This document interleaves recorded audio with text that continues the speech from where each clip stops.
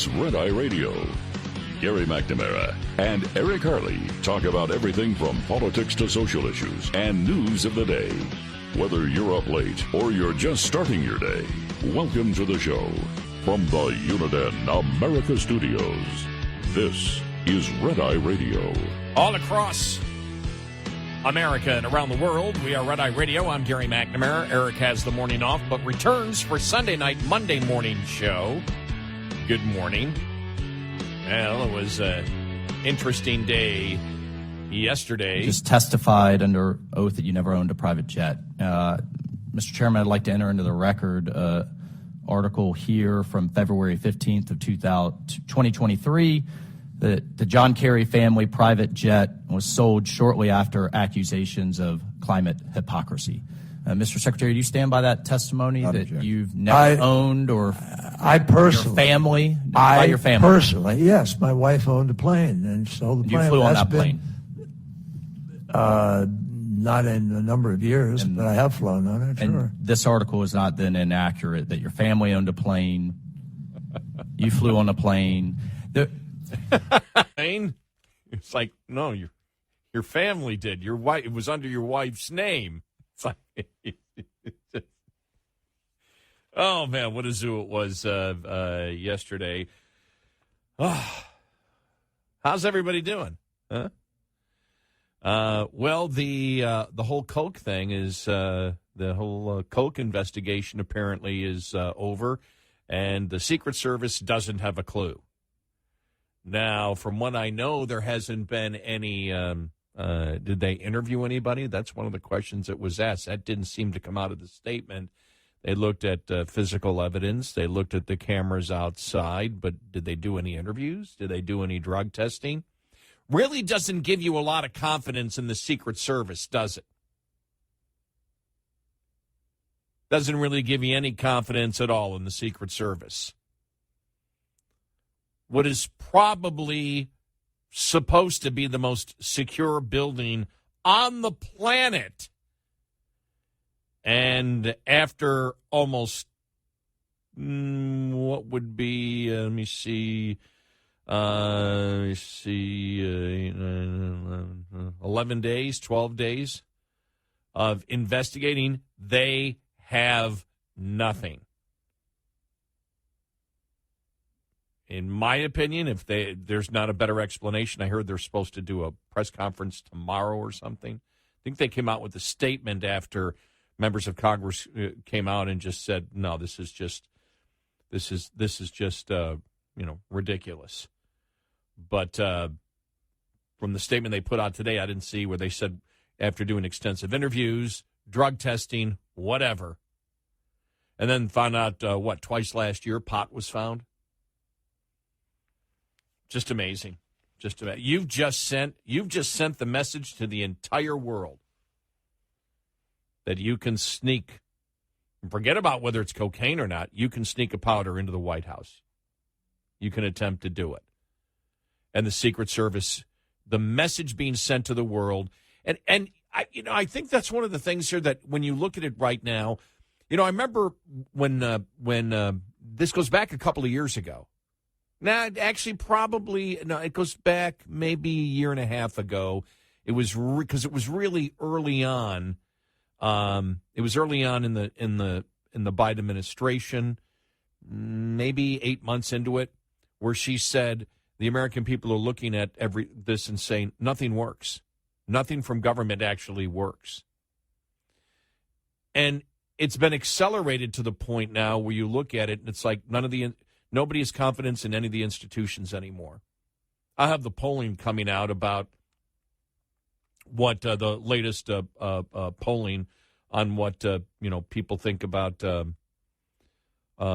Biden and whether he took bribes or not, because it's really interesting because it shows that the public, no matter what the Democrats say, Jamie Raskin out there again here in the last 24 hours saying, this is all just conspiracy. No, it's not conspiracy theories. We've walked through the entire thing. None of this evidence is Republicans just throwing out an accusation and then trying to find evidence and cherry pick evidence that fits their narrative and leaving out other evidence None of it is what we saw during the Democrats, claiming that Trump colluded with the Russians to hack the election. None of it's that. As we have stated over and over again, everything that has come out. Hunter's laptop.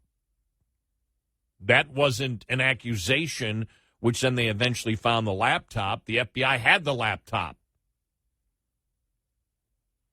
They knew that it was legitimate. In the case of Hunter and Joe Biden, everything is based on either direct evidence from one of the suspects himself, the laptop,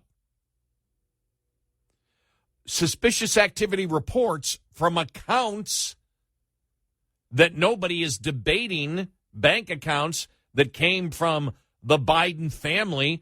Nobody is debating the legitimacy of the fact that those accounts were in the Biden family. Nobody is debating that the suspicious activity reports that banks look at, because banks are looking at going, okay, is there money laundering here? What's going on?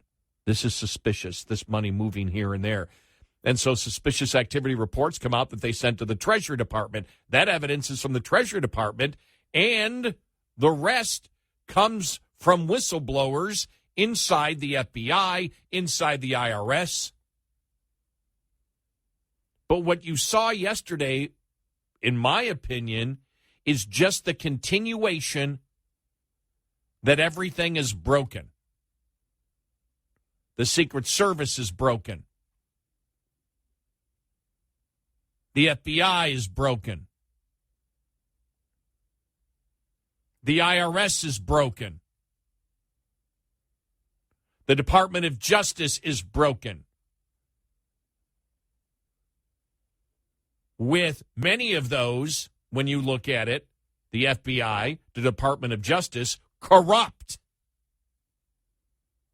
As for the Secret Service, is it complete incompetence? Are they corrupt? Because if it comes out, if they do an interview on this or a press conference on this and state, well, no, we didn't do any interviews at all, then there is, who the hell wouldn't do interviews for something like this? All right, who came in? All right, let's find out the staff that came in and who they brought in with them. Were extensive interviews done? Was drug testing done?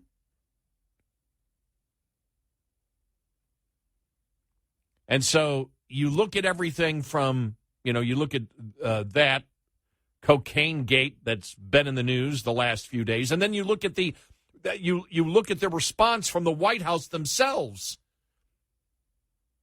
which everybody looks at and said, wait a minute. I saw Kayleigh McEnany yesterday say that if this would have happened, the first thing she would have done is gone to Trump and say, you need to say that your family is not involved in this.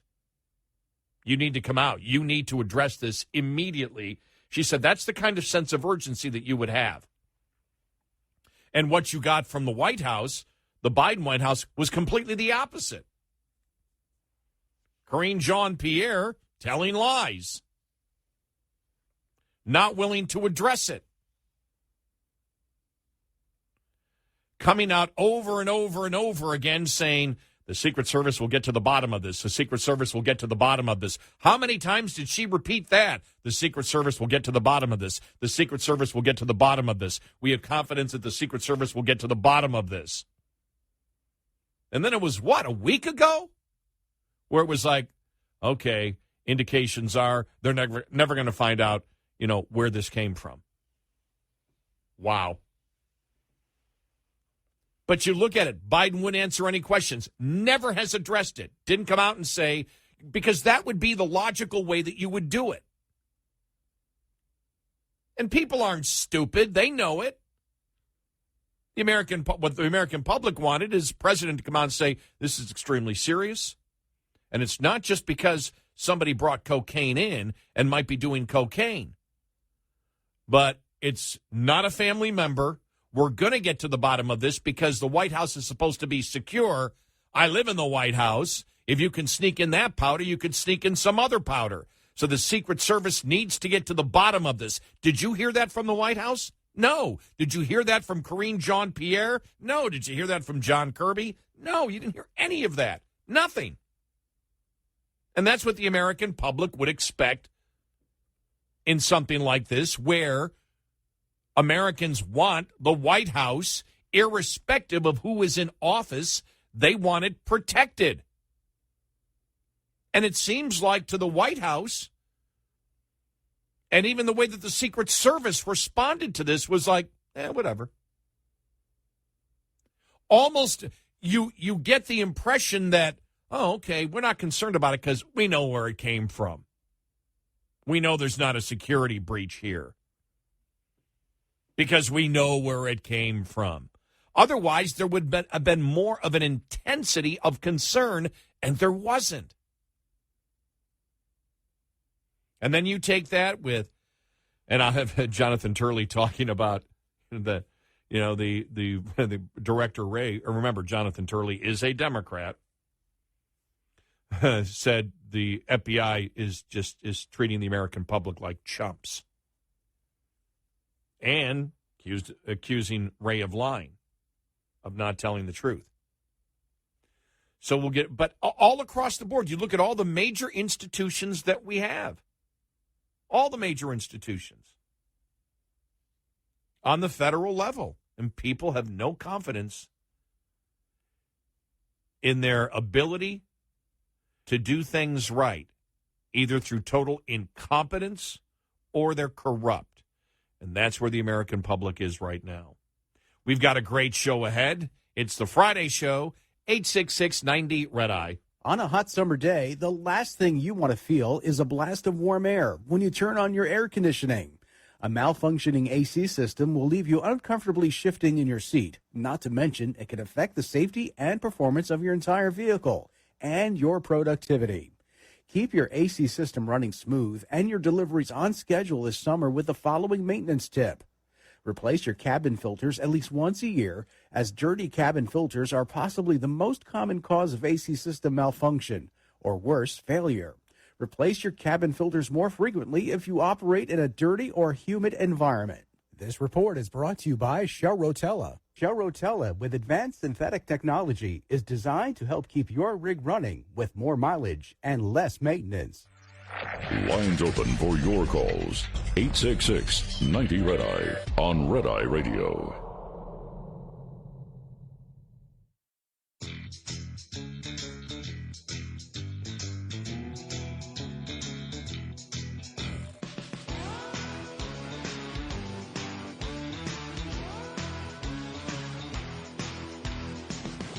It's Red Eye Radio. He is Eric Harley. He has a morning off, but he returns on Sunday night, Monday morning. And I'm Gary McNamara, and I'm here for the Friday show. Just looking at some of the quotes from House Speaker Kevin McCarthy yesterday on the whole cocaine gate. Quote, "This is the most secure building probably in America. Just to get into the door before you go through the gate, you go through security as a member of Congress.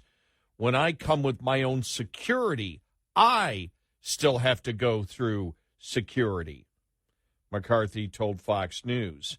They have cameras 24/7, maybe not in that hallway, but there's cameras everywhere else. It just seems to me when it comes to the Biden family, they get treated differently than anyone else. McCarthy noted that there have been 3 different official locations of the discovery within the White House. District of Columbia first responders reportedly said over their radio that it had been found in the East Wing Library, while more recently the Secret Service said it was found in a cubby near the Situation Room. Responding to questions about the location earlier this week, National Security Advisor Jacob Sullivan said the particular area is under construction and less traveled than usual. If they can't tell us who brought it, then what else is happening in the White House, McCarthy says. That even concerns me more now because of the discussions we have in that building, the places that are, and the situations situations are being discussed and actually being decided in that building.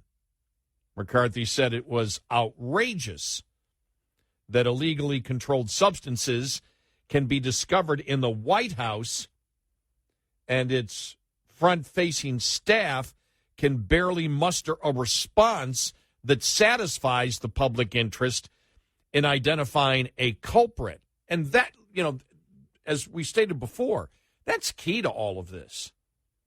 The response from the White House said the president has never commented on it. Think about that. If it was a Republican in the White House, would they want a response from the president on it? And you would think, if I'm president, that's the first thing I'm going to be looking at. And it's not just the fact that it's cocaine. It's that powder got in there. And we all know that every single terrorist in the world would love to be able to sneak in, I don't know, anthrax, fentanyl. And so the security of the White House, and nobody, it almost seems like it's really no big deal. On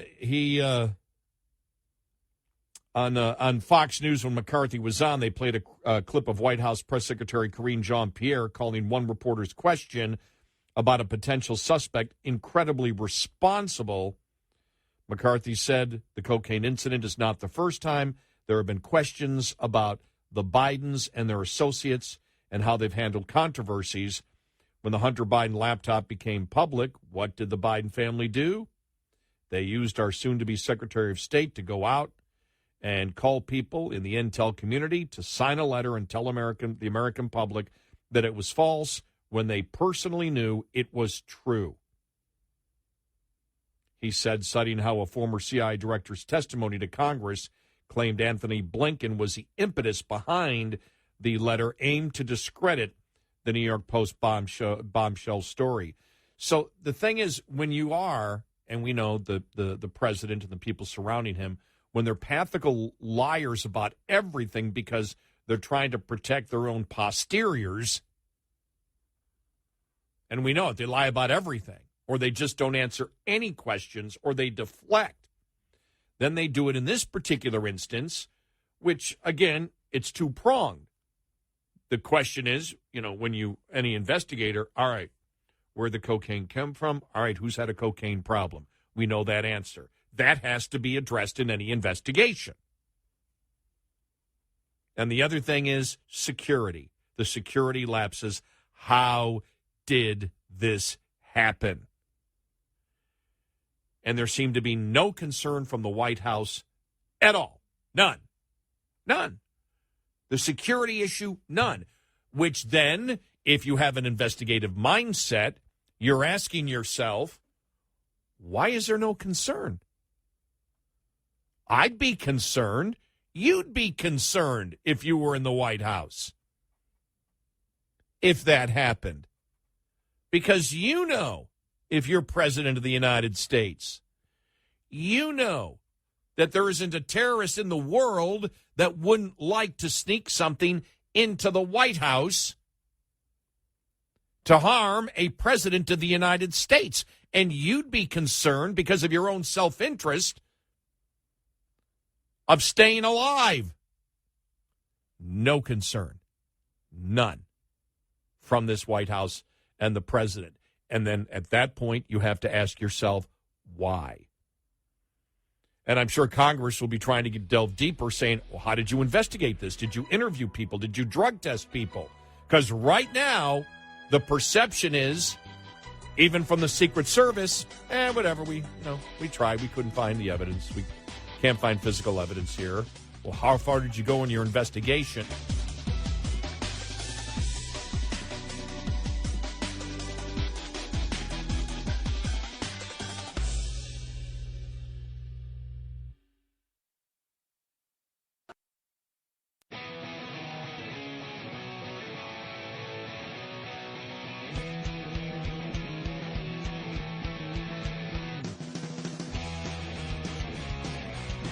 The Bonus Show. It's Friday Radio. I'm Gary McNamara. Eric has the morning off. Well, how is everybody, huh? How you doing today? Man, and a little bit, I mean, it's just normal. I mean, nothing's unusual. I did see yesterday, I saw a memory on Facebook that I had that showed that a year ago yesterday was the hottest my pool water ever got. And it was 100.4 degrees a year ago yesterday. That's my pool water. Now, I have no trees, and it was one of those weeks like we have now. It might have even been hotter, where it was like 108, 109 degrees, and it didn't get much below 90 at night. So my pool water was at 100.4. I didn't check it yesterday. I might try to check to see what the temperature is today. I just didn't get a chance. But I was like, what? It's like, you need a chiller. Everybody was, throwing out suggestions. Well, you need to get, attach one of those things, to your the pool spouts, and that, puts the water in the air and reduces your pool temperature 10 degrees. And my only response to that was, yeah, I thought about that, but I like the water warm. During this time, and it's, between now and August, when we have those days where the pool gets above 95, I actually enjoy it. My buddy from Buffalo wrote to me and said, that's what my sauna's at, or my sauna. That's what my hot tub's at. No, and I have no algae problems at all. None. I don't have any algae problems, and I think the sun kills the algae. No, I have the proper chemistry in the pool, because you don't want your pool to get out of control. One thing I'm on, you end up, on Facebook joining, different groups out there, and the one group I'm part of is pool maintenance, just to see how other people, when they have problems, how they take care of their pool. And let me tell you, there's a lot of people out there that own swimming pools that are completely and totally clueless. They have no idea. And it's not that hard. I mean, it really isn't. I mean, I have a saltwater pool, which I believe is easier to take care of. But I was talking to my dad today and having the same conversation with him. And he said, well, when was the last time you tested the chemicals in your pool? Because most people would think on days where it's 104, 105, 106, you're testing every day. And I told him, I said, well, I checked my pool probably about, in fact, I checked it about 10 days ago. I said, actually, I checked it about 13 days ago. It was right before I went to see him in Buffalo. He said, you haven't checked your pool since? I said, no. And he said, have you added chemicals? And I went, yeah. And I said, but it's sort of like, it's in my mind, the pool is a living, breathing thing. And I know how it responds. And I said, I bet you if I go and I use the strips, to check the, all the different, chemical makeup and of the pool. And I said, well, let me do it when you're on the phone with me right now. And I said, I bet you it's perfect. He said, because do you add chemicals? I go, yeah, I just know what to add this time of the year. He goes, come on. I said, no, let me check it. And I went and checked it. Everything was perfect. Everything. So it's easy. But you have, that's one thing you have to pay attention. And I've had a pool 16 years now. So basically you don't even think about it. You just say, okay, time to add this, time to add that. And 95% of the time, all my levels are exactly where they need to be. But I actually enjoy this weather. I was doing lawn.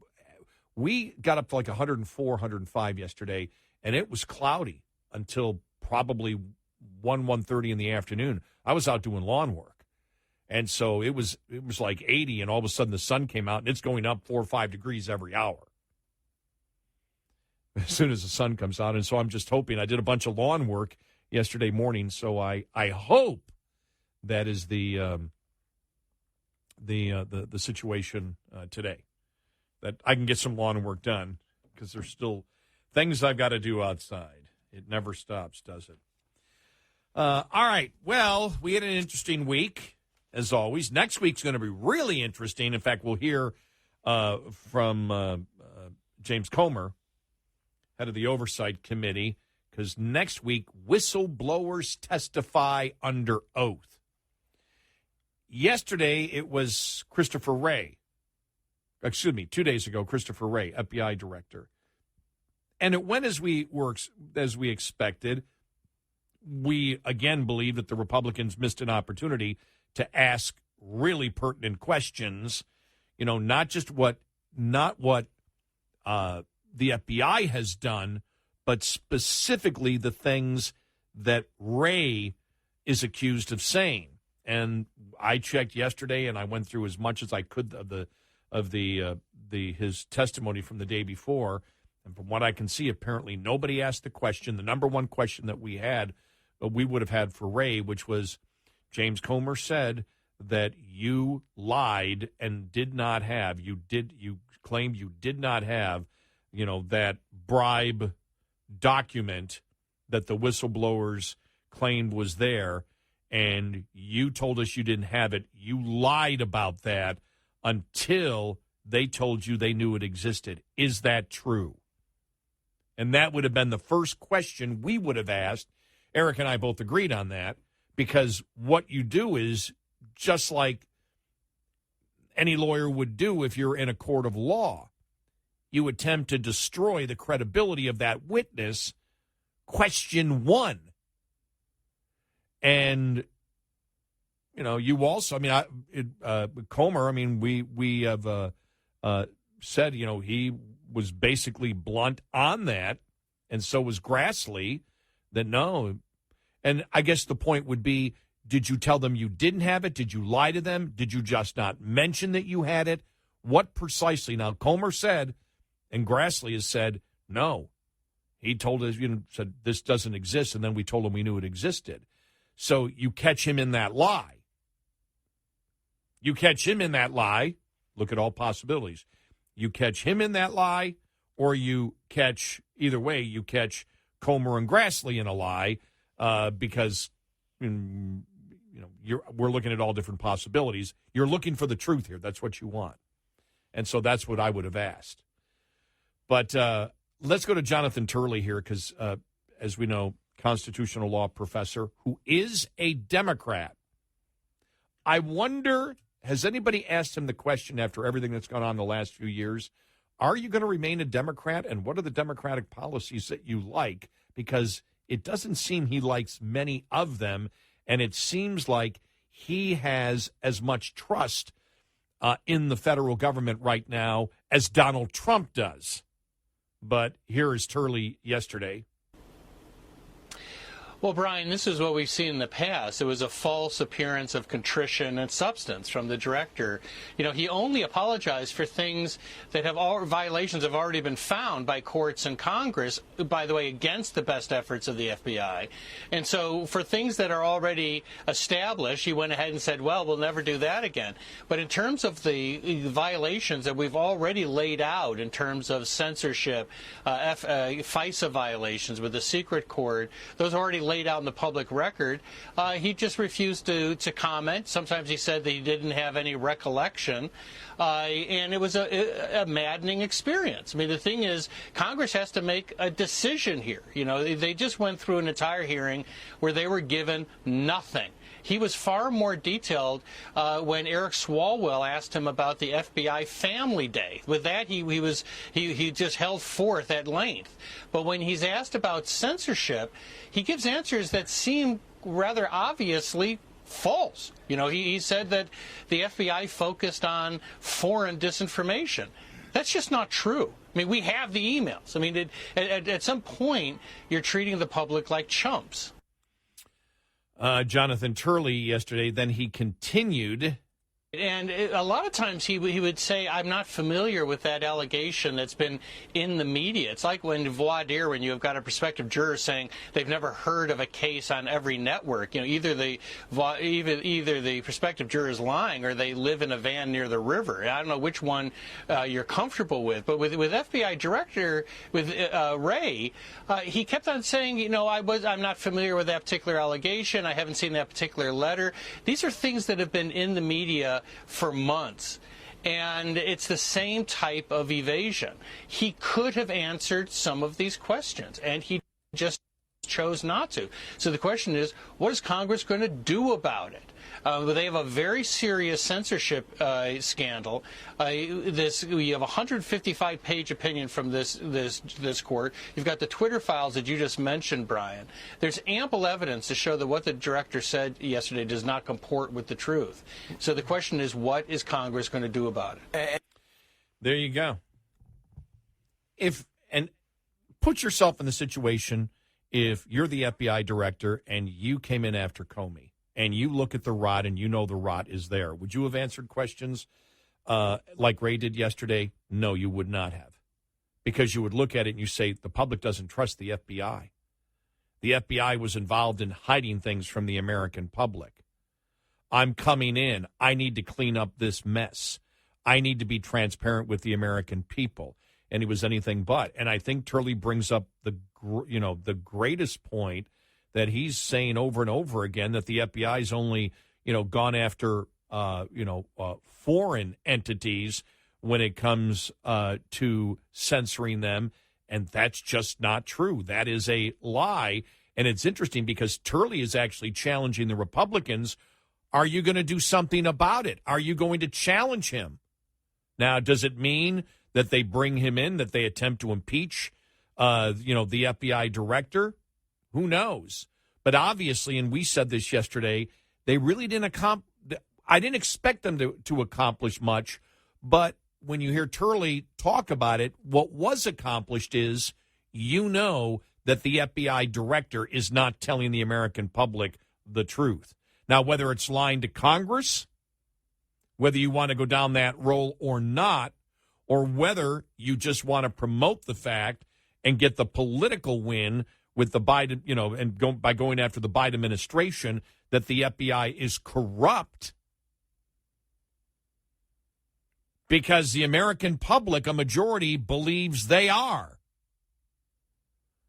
But the fact is, what is Congress going to do about it? What do the Republicans plan on doing?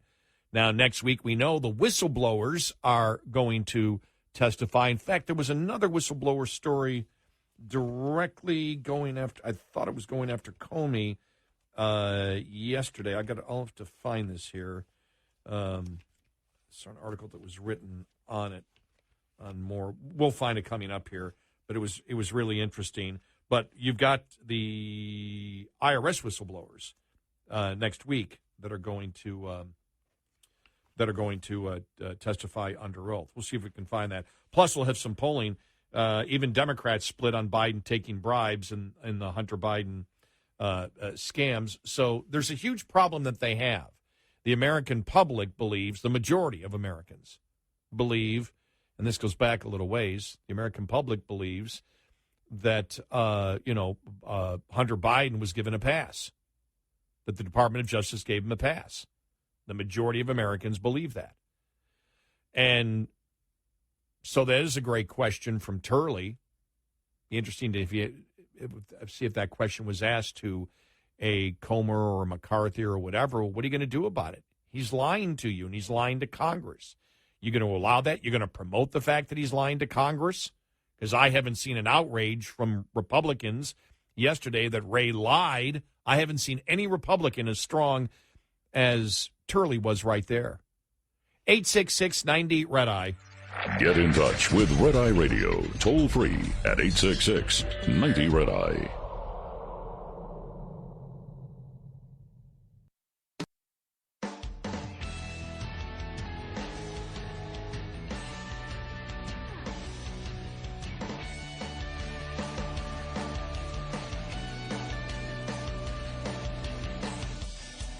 It's Red Eye Radio. I'm Gary McNamara. Eric has the morning off, but he returns for Sunday night, Monday morning show. Good morning. Well, the actors officially now are on strike. Hollywood is shut down.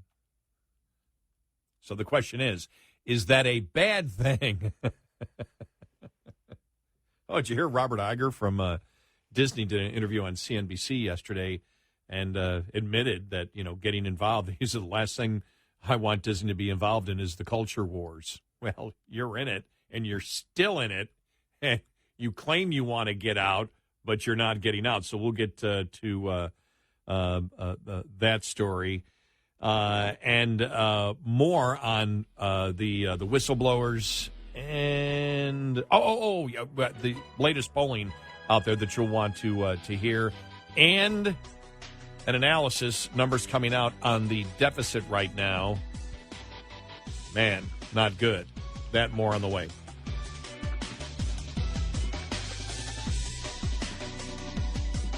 Top of the hour news is brought to you by House Products. Visit houseproducts.com. This is Red Eye Radio on Westwood One.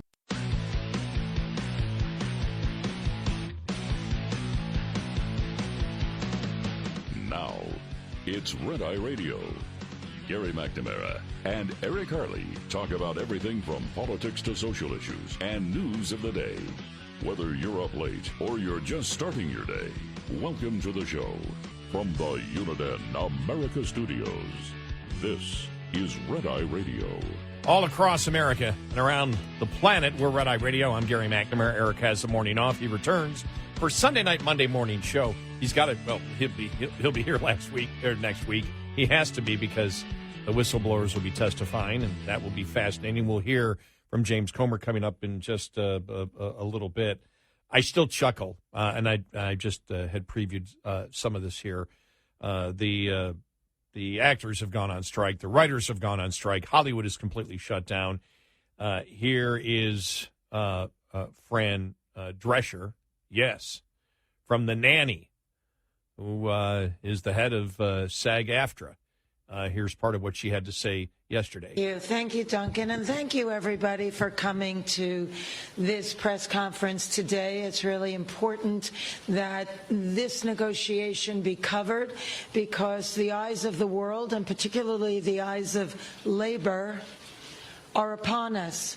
What happens here is important because what's happening to us is happening across all fields of labor. By means of when employers make Wall Street and greed their priority, and they forget about the essential contributors that make the machine run. We have a problem, and we are experiencing that right at this moment. This is a very seminal hour for us. I went in earnest thinking that we would be able to avert a strike. The gravity of this move is not lost on me or our negotiating committee or our board members who have voted unanimously to proceed with a strike. It's a very serious thing that impacts thousands, if not millions of people all across this country and around the world. Not only members of this union, but people who work in other industries that service the people that work in this industry. I'm sorry, but I'm smiling the entire time. I know she is the head of the union, but I just smile because I don't buy it. It's just seeing her so long in Hollywood. I was just reading John Nolte from just a brutal article in National Review in Breitbart, and he used to work for National Review, I think, or was it? No, it wasn't. It was the Daily Caller, I think. That's where he was. But he just pounds on them, saying, "Look, they hate me and and want to normalize stuff that I don't agree with whatsoever." He says, which means my only obligation is to open a lawn chair and cheer on the carnage.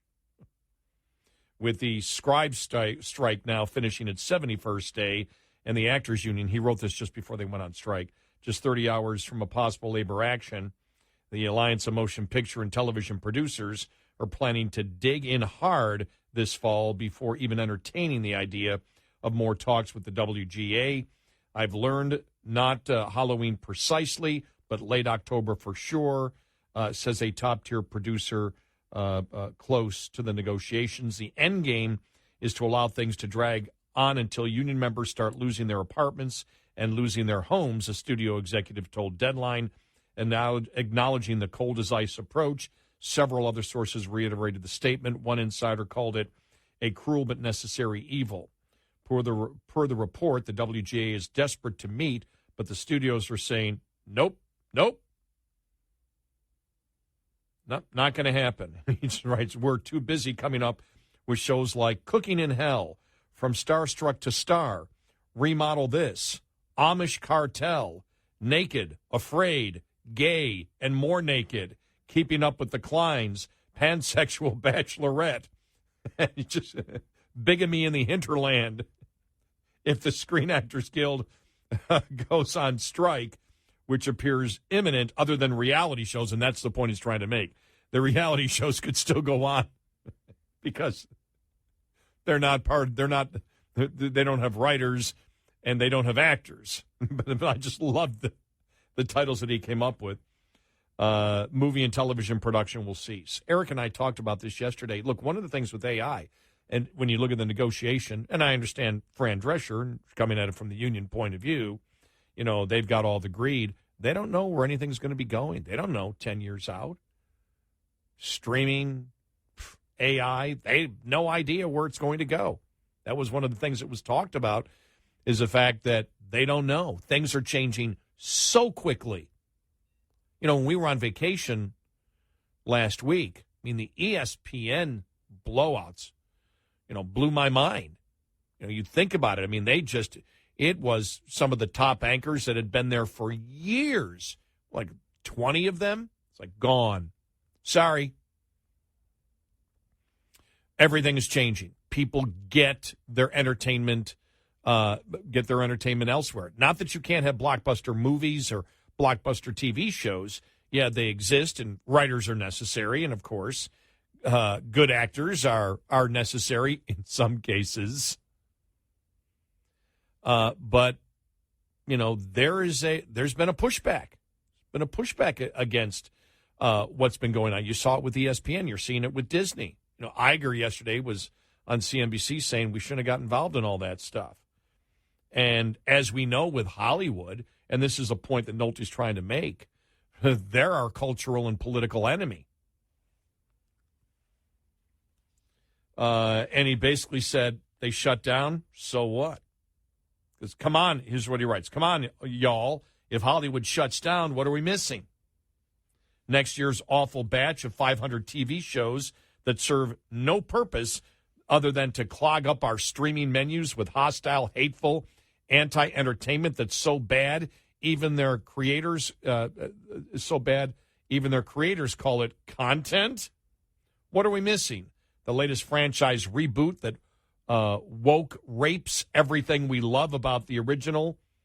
So the sexless girl can be taken over by the emasculating the hero.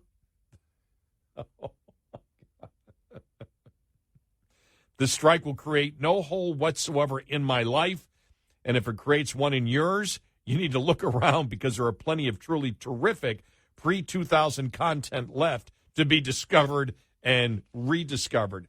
And I'll say this, you know, I'm looking at it, and again, there's always been a lot of crap, but there seems to be more crap.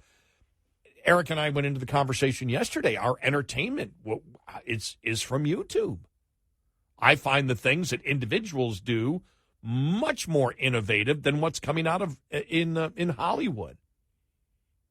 I remember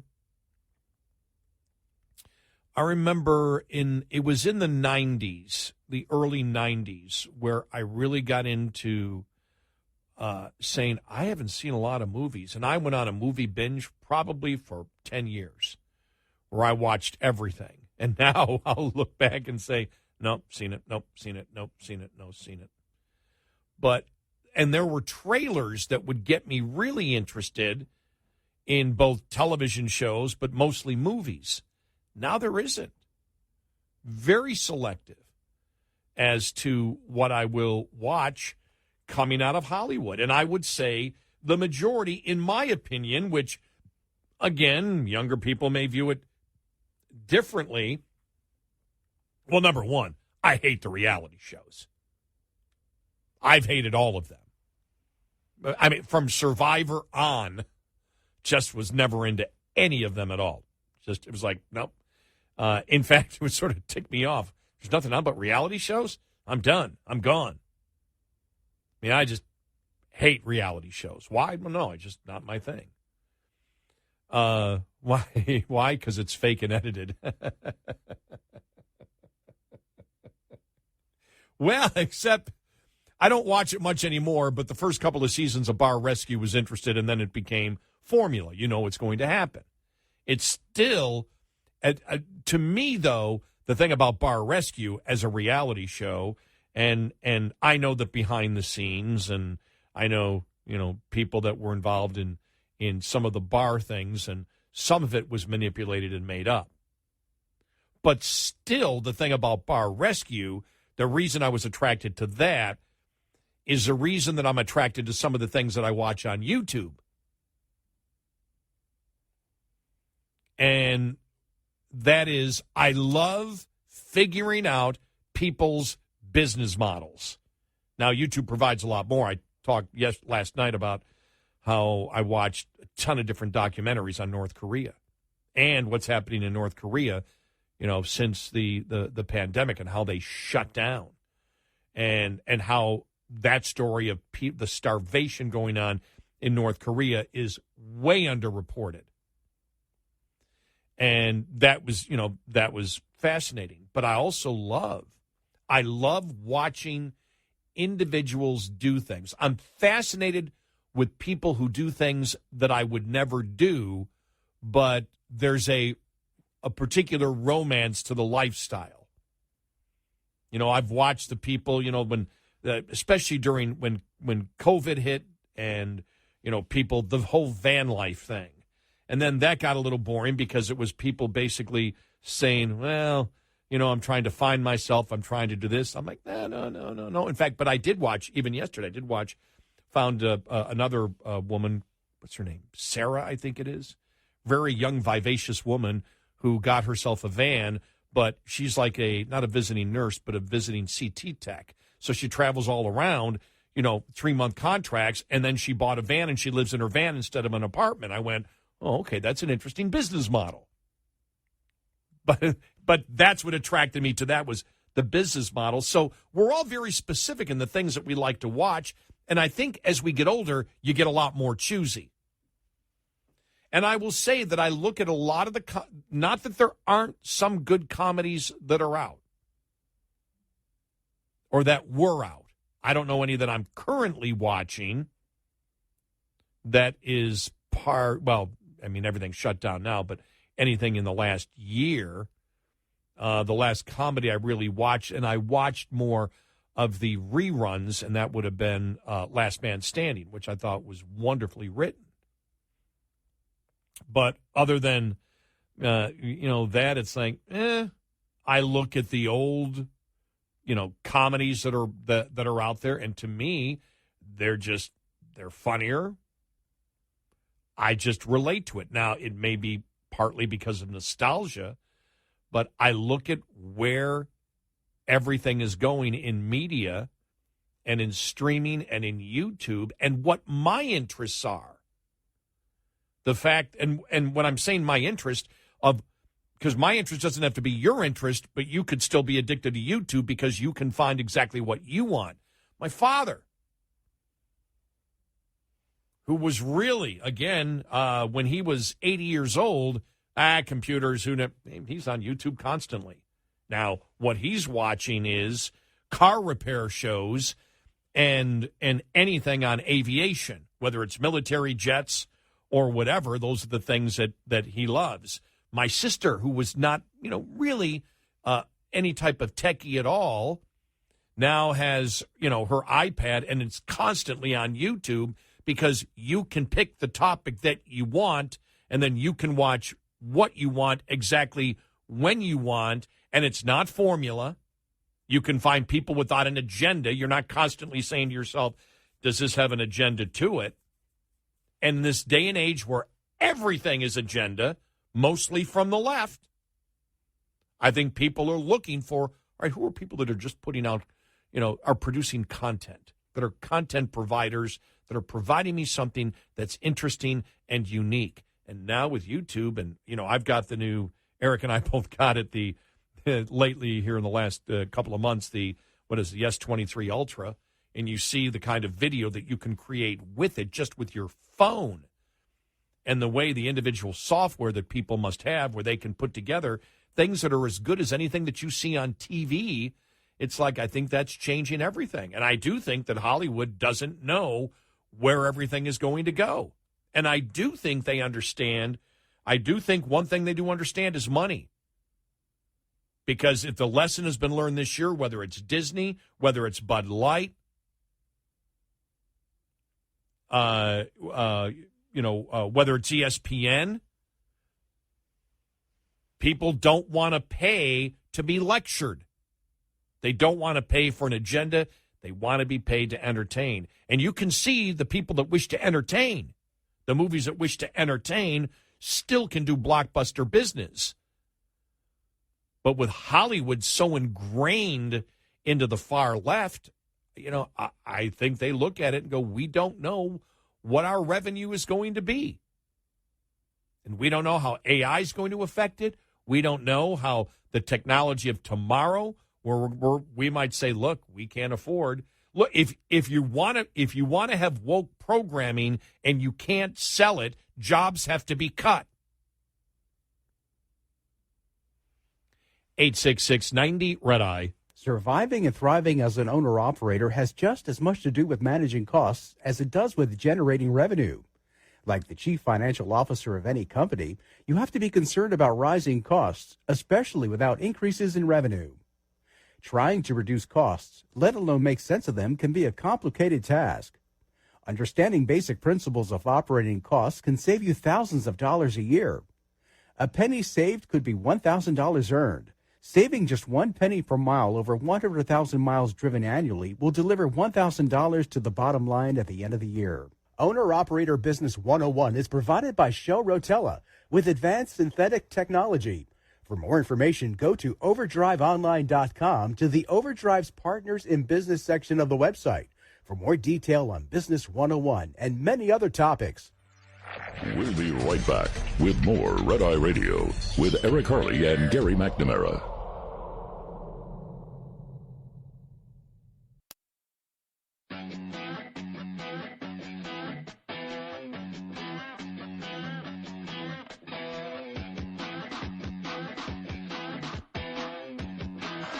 It's Red Eye Radio. He is Eric Harley, and I'm Gary McNamara. And in talking about, the Hollywood strike, because really everything's going to be shut down. And they're talking about for months this may go on. We'll see. But that's how far apart they are and how unsure of the future. But when we talk about content creation and talk about the fact that the whole entertainment industry is different, I know it is for me. And that's why I'm bringing up my experiences and Eric's experiences, too, that, we can pick and choose what we want at YouTube. And that's the thing. I can get exactly what I want when I want it. I mean, from music to documentaries to one of the things I love are these people that just take a camera and they go traveling all over the world. And, South America, Africa, and they just walk around and meet people. It's like the most amazing thing. And they do it with great production quality. And you're like, I can't get this anywhere else. I can't get stuff, like that. So individuals with, creating content. For example, now this would be a show, and the media, the networks wouldn't have to produce this, but this is something, and I have this audio cut here, this is something that I would watch if you wonder, where my interests lie. this is something that I definitely would watch. If you and Trump got in the ring, he loves his UFC and stuff like that, right? If you got in the octagon, you and him, who'd win? Come on. Guy's 78 years old. I'd kick his ass. Now, see, I would watch a cage match between Trump and Chris Christie.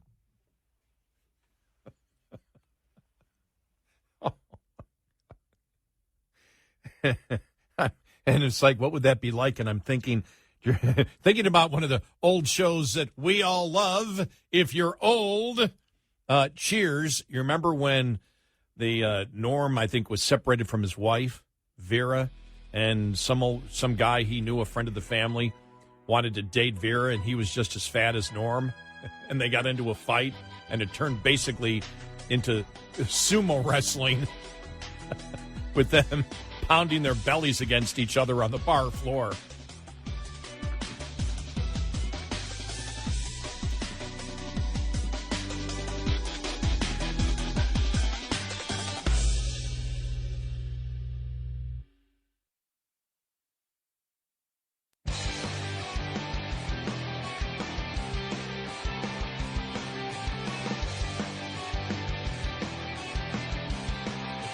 You're listening to Red Eye Radio from the Uniden America Studios.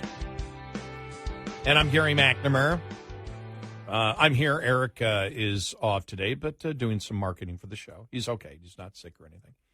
He'll be back on Sunday night, Monday morning show. You know, it's interesting because just saw a Twitter post. One of our great listeners suggesting, oh, you have to watch Dry Bar Comedy on YouTube. Oh, I have. And it's just, that's one of the things.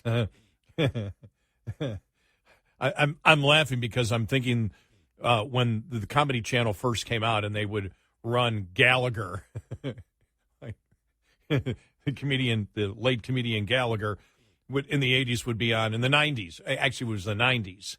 And it would be shows from the 70s and 80s where he was on constantly. It was like every time you turned it on, it was Gallagher.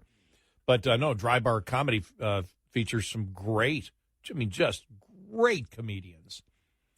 And, yeah, very family-oriented, but funnier than you could imagine. And, you know, I think about when we're talking about the Hollywood strike, if I'm going through the channels, it's like, no. Oh, MASH. Oh, what episode? Oh, I've only seen that one 4,322,433 times. One more. But I'm exaggerating, but you know, that's how, because of what's on TV today, you go through and you're like, nothing. I find myself, when I was on vacation last week, I found myself having to force myself to get up because I'm finding the exact content that I want. Oh, and I'd mentioned about when one of our great listeners brought up, Dry Bar Comedy, a couple others said, and music, there's tons of music. It's true. Last week when I was on vacation, there I'm sitting in front of the TV. You know what it was? I flew back early in the morning. Whenever I fly from Buffalo early in the morning, the rest of the day is wasted. I have all these great plans. I'm going to do this, I'm going to do that, but I fly early in the morning. I sit down in the recliner, and it's like, I'm not doing anything all day. I'll just see what's on YouTube. But I put YouTube on basically music shuffle. I'll find, somebody that I like and, whatever, and hit that, and then it just shuffles and puts stuff on. Well, I'm sitting in the other room. Well, there's two bands I discovered last week. And as soon as I discovered them, I was fascinated by their business model. The music was just different. Definitely not stuff I listen to all the time, but I can get into anything. But the first one was a band out of Branson, Missouri. They highlight in Branson. And I'm sitting there, and I'm in the other room, and all of a sudden I'm doing stuff in the other room, and all of a sudden I hear the beginning of Bohemian Rhapsody. I'm like, that's not Queen. What in the world is this? I come walking back out, and there's this band on. It's a gospel bluegrass band. They play in Branson all the time. And when I saw them, I went, well, they look like a cross between the Waltons and Donny Osmond. But the musicianship was incredible, and they did a bluegrass version of Bohemian Rhapsody. And it's the Branson-based gospel bluegrass band, the Petersons, and they're a family. The mother plays, I'll say this again, the Waltons, Donny Osmond, because the one brother looks just like, his haircut looks just like Donny Osmond. And the Partridge Family, because the mother plays the big bass and trumpet once in a while. And I guess she may play, but they all sing. And I'm like, wow, how do they do this? I started investigating it. Doesn't seem like they have a record company. They've just been they've learned to use social media in the last couple of years during COVID because they've been in Branson for over a decade. I think they've been together for over, 10 years, and it was her mother and father. Their father was, I think, in the Air Force, I believe, and all over the world, and music is what kept them all together. And now they're one of the longest-running, I guess, bands in Branson, and then they go on tour, and but they're on the Patreon app where, and I looked at it, and they have, I don't know, a couple of thousand people that pay a couple of dollars a month, and they get, whatever they can get. But they're pulling in, I think it was close to $17,000 a month just from the app of people interested in them. I'm like, well, that's a great base just to be able to do all the videos you want and cover production cost and all that. And then I guess the selling of their CDs and, and their concerts and everything else. It's like, wow, what a business model. I'm like, that's really interesting. And so I watched a ton of their videos and just went, this is not what I'm really into, but I'm just addicted to it because they're just such great musicians. And there was another band that I found that just by complete accident. And there I am, I'm going, what in the world is this? And it's two sisters out of Austria, the Mona Lisa twins. And they're known because they did a residency at some big club apparently in London. They're from Austria. And they were known for doing oldies and Beatles and then started doing their own stuff. I mean, just excellent. And the production quality is good as you can get anywhere in any video. And to me, that's fascinating because it shows, and this all relates going back to, Hollywood, it shows you've got two complete different genres of music. Gospel bluegrass, and then basically what was a cover band that then started doing originals, and his 3 albums of originals, and combine it all together. And so they do what they want. It's not a producer telling them what to do. It's not a record company. So you look at it and you're like, wow, they just go off in all different directions. This is just great. And it's them. They are the content provider. They're not being edited. They're not being directed. They're the ones that decide what to do. And it's excellent stuff. And they're doing it on their own. I find the business model fascinating. I find the fact that it shows that if you produce good music, whatever genre it is, you don't need the record companies anymore. You don't need, the MTVs, which we really don't have them. They're there, they exist, but it's not a big thing like it used to be. You can do it on your own.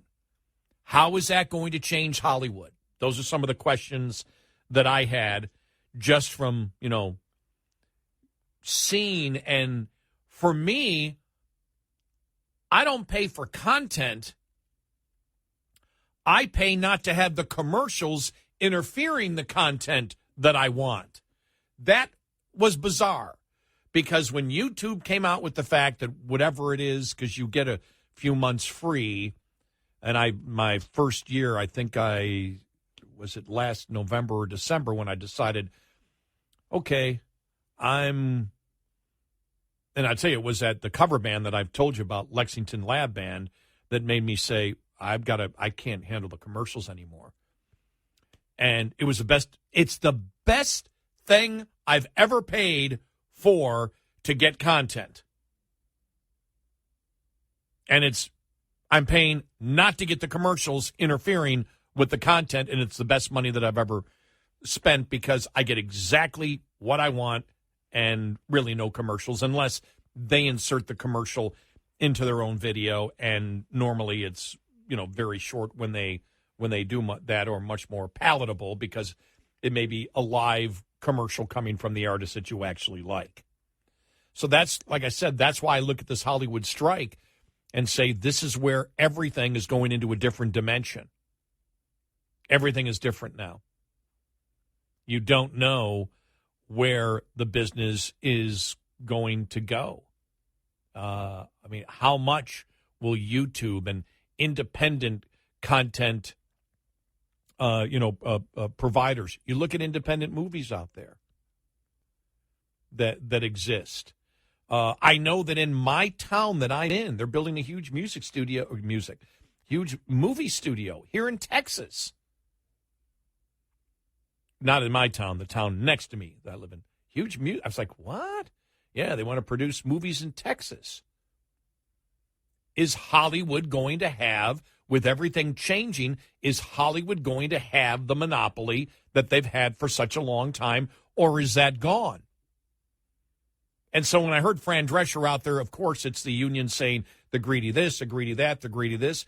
But since everything else has been turned upside down, the music business turned upside down, because of social media and what you can get and what you can produce. And you don't need, if you're good and you have a little bit of money and you can convince a couple of thousand people, boom.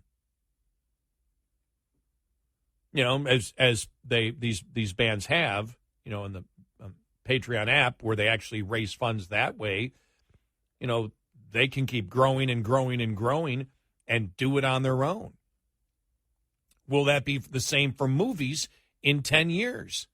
Does Hollywood lose their monopoly because they're so agenda-driven and it's just the technology that exists out there makes it available to become more independent? And I think the question is, for a lot in Hollywood, the money people, which is, we don't know where it's going to go. We're not sure we're going to be able to do this. We're not sure we're going to be able to pay this. So like I said, I just find it all fascinating, but I'm not going to miss it. I'm sort of like John Nolte from Breitbart. It's not going to affect my life at all. And most people probably saying, well, hold it. What is it? Beginning of July? Oh, training camp starts for the NFL. Football's on. That's the only content we need. All right, 866-90 Red Eye. Coming up, more with Gary McNamara and Eric Harley. It's Red Eye Radio.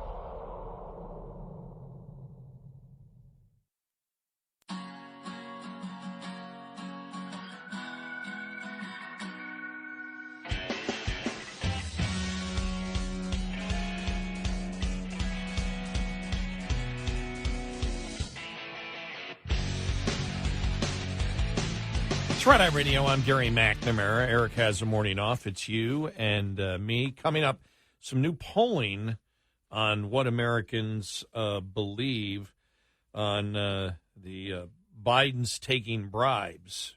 And it's a problem for Democrats, as we have said. The problem is, no matter what Christopher Wray does, no matter what Jamie Raskin, what he says, the public already believes, the majority already believe that, and the majority, and there's a significant number of people that are, I don't know, but the difference between the majority that believes that the Bidens may have taken a bribe and those who don't is huge. That's a huge problem, because you can sit and watch Christopher Wray, as I have over the last couple of days, and you get frustrated because you want the Republicans to ask questions. because it's like you want to get to the truth. And let's be honest, you want to come to a conclusion. This damn thing's been going on for so long. It's been going on since a Hunter Biden laptop story. This October, it's 3 years old. And it's like, it does get frustrating. I hear from our listeners all the time, when are we going to come to a conclusion? When are we going to come to a conclusion? It's like, well, sorry, I have no control over that, but I can tell you what direction it's going in, and none of the direction is favorable for the Bidens or the Democrats. So we'll get to that coming up, some of the specific polling. This was really interesting that came out yesterday. According to a new CNN report, a growing number of top Democrats and donors are reaching out to potential replacements for President Biden as the 2024 Democratic presidential nominee. Several aides of top Democrats have already told CNN that the lack of a more robust a more robust campaign activity from the Biden camp has signaled to them that the current president isn't actually running again, despite his insistence that he is. As a result, they are keeping their options open. So this is Democrats telling CNN, we don't believe Biden is really running. That was really the thing that had come out this week. Maybe it might have come out last week. I was on vacation, but definitely when I came back this week, I went, it's not only conservatives saying it, it's Democrats, and this story came out. These are some of the source stories that you see, then the CNN story coming out. Democrats within Biden's circle claim, however, that this is just another bit of underestimating Biden, who won the 2020 Democratic primary and the general election, despite doubts from many in his party. I think they're thinking of the basement strategy again. Democratic Party doesn't seem to believe, or a significant portion doesn't seem to believe that's the path to the presidency again for Biden. More coming up.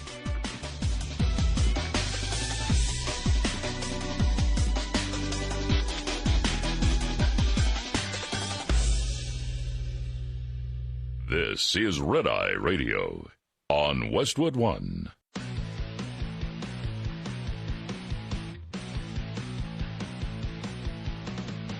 Now, it's Red Eye Radio. Gary McNamara and Eric Harley talk about everything from politics to social issues and news of the day. Whether you're up late or you're just starting your day, welcome to the show. From the Uniden America Studios, this is Red Eye Radio. And I'm Gary McNamara. Eric has the morning off, but returns Sunday night, Monday morning. Hi. Welcome. What you doing? We're here on a weekend, huh? Some hot weather we're going to be dealing with here. But it was actually hotter last year at this time. So, yeah. We'll make it. Well, got to have some fun. It's a Friday, right? We didn't get a chance to play this week. It actually came out, I believe, last week this came out, when we were still on vacation. Just never got a chance to play it, and I have to because it's just hilarious. It was it's the woman who impersonates Kamala Harris, who's known as Esty. And she's done it on YouTube a ton of times. I think she's been on Fox News a few times. But this is the whole culture thing.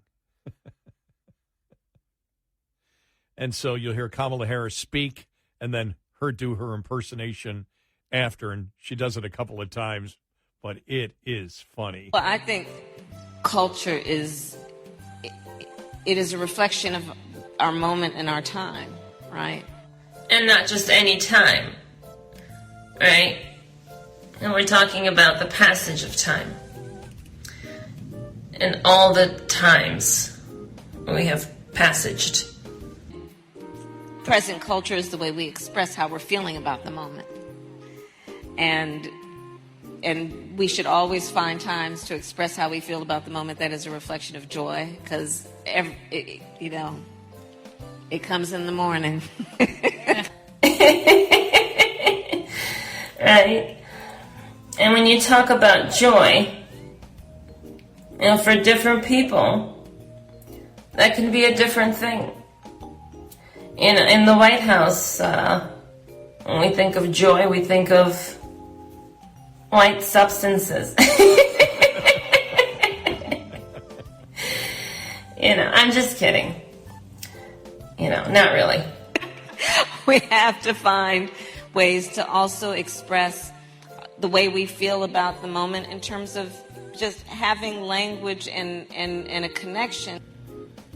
We talk about a lot. We don't get anything done, but we talk a lot. And that's what America is essentially about. Joy, languages, and white substances. She's so good.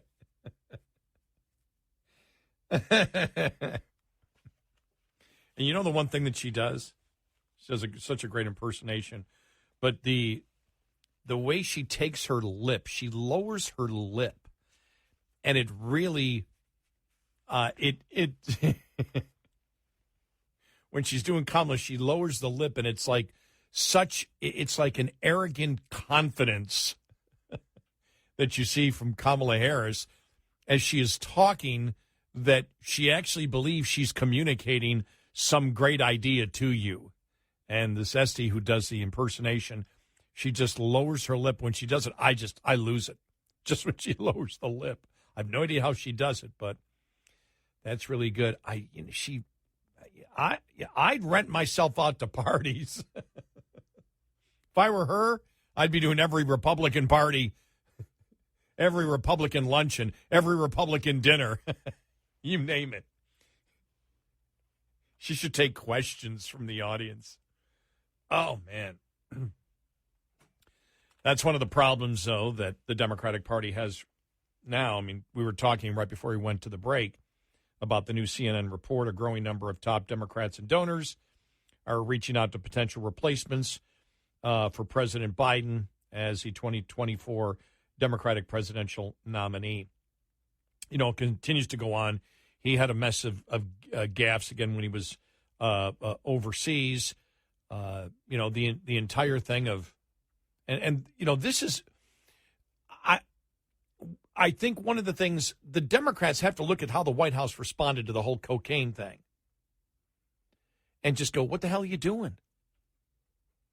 Because if you knew that it wasn't a member of the family, if you knew Hunter, if it wasn't Hunter's coke, wouldn't the normal thing to do, as we have stated over and over again, come out and say, it's not the family, we're really concerned about this, and whoever has done this, we recommend they be prosecuted because this cannot be allowed to happen, and we need to look at security protocols here at the White House. They didn't do that.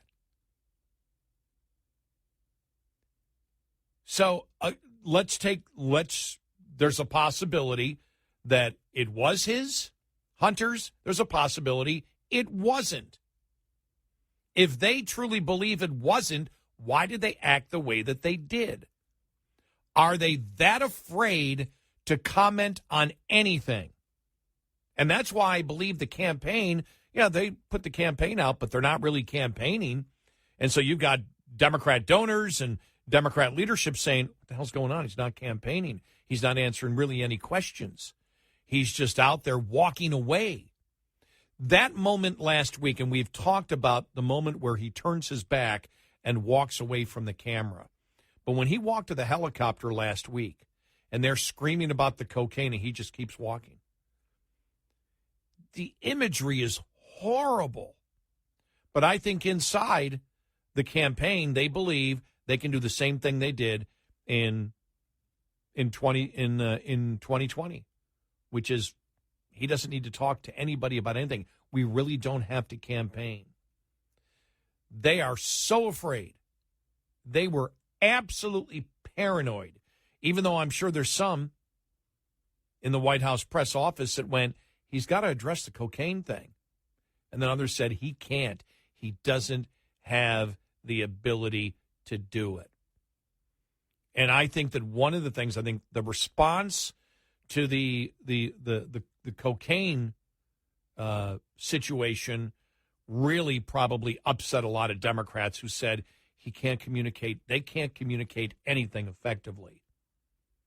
And if they believe it wasn't Hunter Biden and it wasn't his coke, then they've got to be even a lot more angry, because they're like, well, they knew it wasn't his coke, and they can't even respond. They can't communicate anything.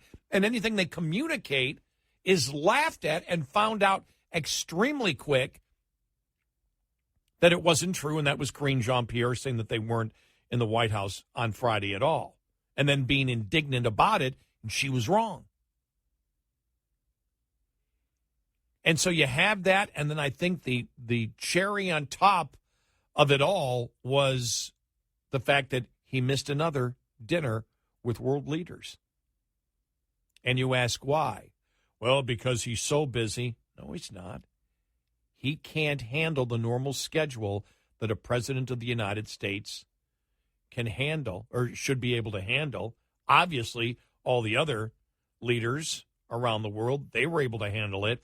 Biden can't handle it because of his age and his cognitive abilities, where they are scared to death to put him in any situation where he has to communicate with individuals without a script. He screws up the script enough,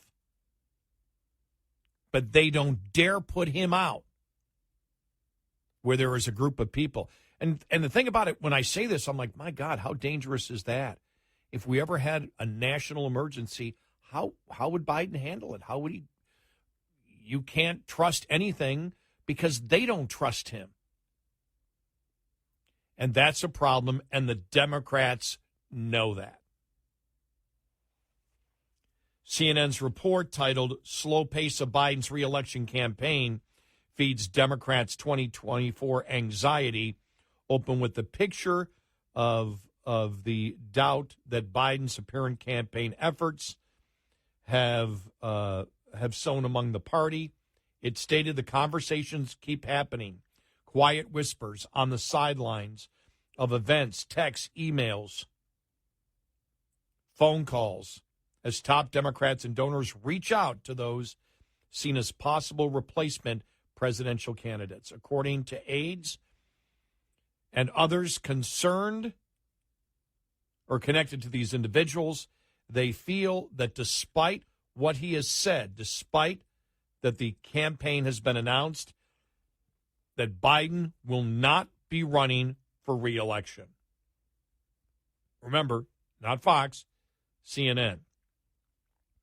CNN claimed that they feel like time is already running out and that the lack of a more robust campaign activity they want to see is a sign that his heart isn't really into it. See, I would disagree with that analysis. I would say his heart is into it. He wants to be president again. It's just the people around him know that he can't handle the rigors of a campaign. I think the people around him would be fine to just go in the basement again and do fewer public appearances than he did 4 years ago and hope to win. And I believe the people around him in the campaign believe that Trump will now be the Republican nominee and that Biden will beat Trump, so they don't need to go out there. I wouldn't be surprised if Biden runs and come the debates next year just says, nope, not going to debate against Trump, where he just doesn't debate. I wouldn't be surprised I would be surprised if he pulled out, because it's gone this far. And I think what you're getting from some Democrats is animosity, too. They're angry. They don't believe he's up to it and shouldn't be running, and he's still running, and they believe he's hurting their party. And then the other thing Democrats are worried about is third party. And this comes from thehill.com. One article from CNN, this one from The Hill. Neither conservative media outlets. As Democrats stare down the likelihood of President Biden taking on former President Trump again, concerns are growing that the third-party candidate could act as a spoiler for the party in 2024. Cornel West, he's as radical left as you can get, recently announced his presidential run with the Green Party, raising the stakes for Democrats in an already precarious election. As TheHill.com reported, West's challenge as a third-party candidate is stirring up unpleasant flashbacks to Hillary's loss in 2016. Many in Clinton's orbit blame Green Party nominee Jill Stein as a factor in her loss to Trump. And so they're worried big time. And then the other one is if Joe Manchin runs. And that's the No Labels. The organization advocating for a third-party candidate is hosting Joe Manchin at its New Hampshire town hall next Monday. The senator's appearance as a keynote speaker adds to growing speculation that he will make a third-party run. And what the Democrats are worried about is he'll pull way more from the Democrats than he'll pull from Republicans, because Joe Manchin is not liked in Republican circles. Manchin is up for re-election next year, and while he is yet to announce his 2024 plans, he has not ruled out a presidential bid. Well, the fact that he is the keynote speaker for the No Labels Party shows he's considering running. 866-90-RED-EYE. Get in touch with Red Eye Radio, toll free at 866-90-RED-EYE.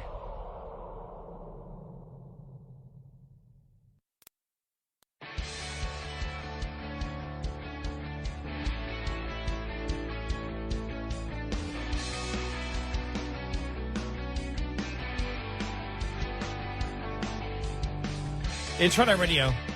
He is Eric Harley, and I'm Gary McNamara. The whistleblowers, the IRS whistleblowers, will be testifying next week before the House. We'll hear from James Comer coming up following the bottom of the hour. But one of the other problems, and Democrats know this, Democrats are, you have Jamie Raskin out there still playing the Adam Schiff. There's nothing there. These are wild conspiracy theories. Well, we know they're not conspiracy theories. The evidence that Republicans are using against Hunter and Joe Biden comes from Hunter's laptop, that nobody is debating that it's legit. Their evidence is coming from whistleblowers. These whistleblowers have come forward under oath. These are not Republicans making the allegations. These are whistleblowers that work for the FBI and the IRS that are testifying under oath and seeking protection from retaliation. And the other evidence that they're looking at right now, which Comer says he will release next week, are more wire transactions. These are the movement of money through bank accounts that banks recognized in suspicious activity reports. And the suspicious activity reports come out because they look at this movement of money and says, this looks like money laundering. That's why. And they send it to the Treasury Department. So none of this is like Russia collusion, as we repeated over and over again, but it's important to do so, to understand that Russia collusion, that Trump colluded with the Russians to hack or change the outcome of the election, was a lie created by the Hillary Clinton campaign. They had the allegation that was created by the Democrats that was a lie, that they sold to the media and sold to law enforcement in order to investigate the Trump campaign, to get a FISA warrant, to start a special counsel. But it was all created.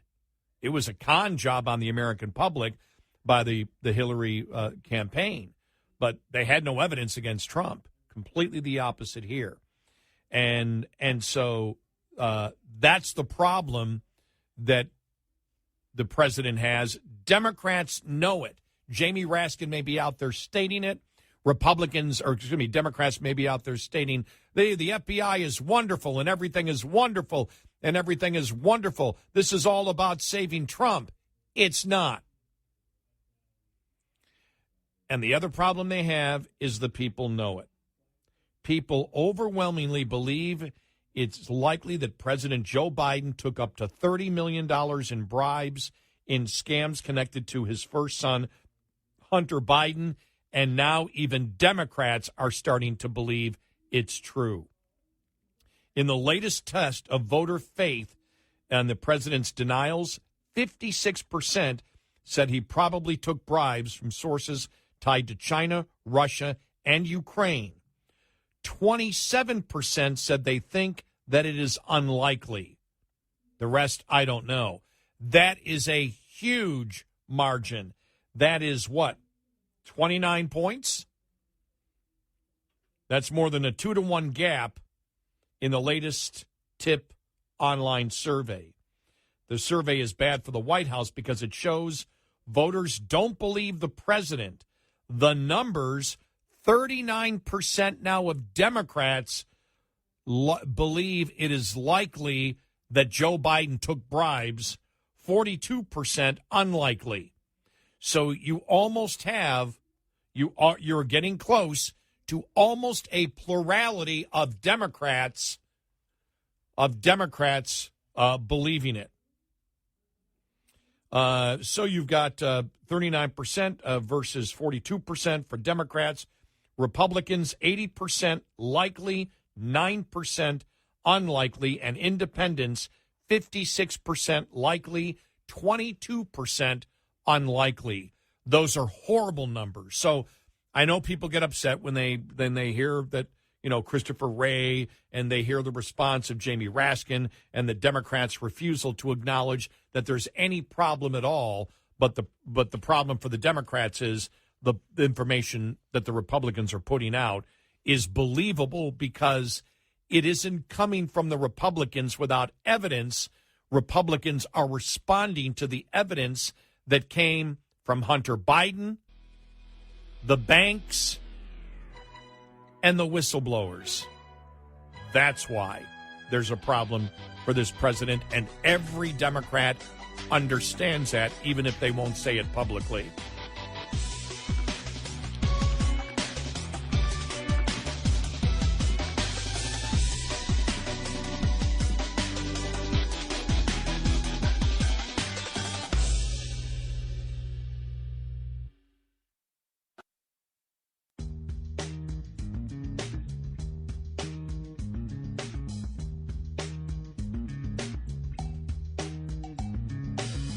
The Bonus Show.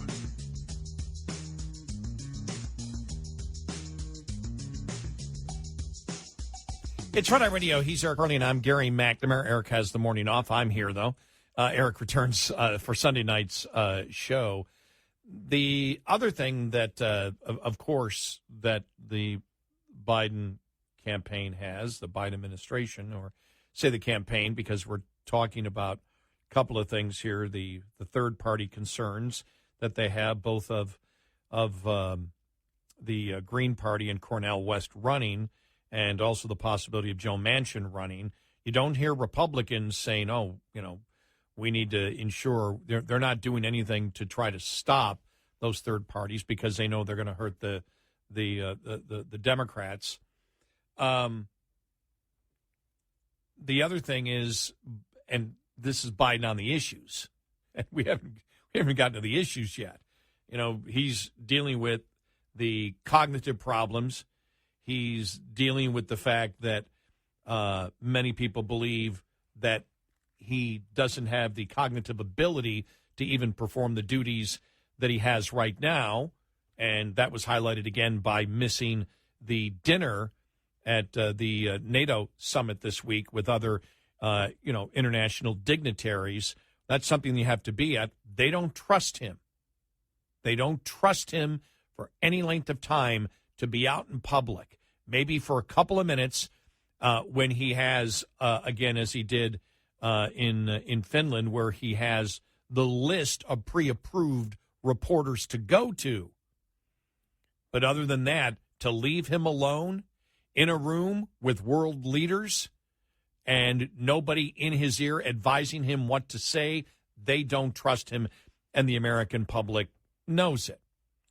Everything that happened in Cocaine Gate and how the family responded, which is not how anybody would expect a president to respond when cocaine is found in the White House. There seems to be no concern at all. And then you get into the scandals. as we, and we'll get more into it now about the whistleblowers coming up here in a little bit and hear from James Comer. It's going to get worse next week when these whistleblowers testify from the IRS under oath. When we played the audio cut earlier, Jonathan Turley talking about Christopher Wray saying, what are the Republicans going to do? He's lying to them. And we'll get more to that also, more of the specifics of that. And we haven't even gotten to the issues yet. Because it's actually the issues where Democrats are the weakest long term. If you just stick to the issues, if you take the personalities out, if you take Trump's name out, if you take DeSantis' name out, if you take Biden's name out, and you simply ask people where they stand on the issue by landslide numbers, they agree with the Republicans. Now, will the Republicans use that to their advantage? Eric and I have always had confidence that they won't. But the fact is that advantage is there for them. They don't have the advantage.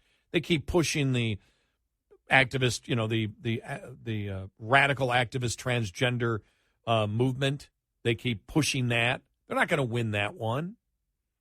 And there's pushback now big time. They're not winning on critical race theory, the cultural issues. By the way, the cultural issues are worth fighting, especially if you explain them correctly. My suggestion is, the woke thing is okay, but you're sort of talking to the converted when you do that. Explain the issue. Explain. You don't need to use the term woke. Say what they're doing here is immoral. Who the hell? I'd say it this way. Who the hell?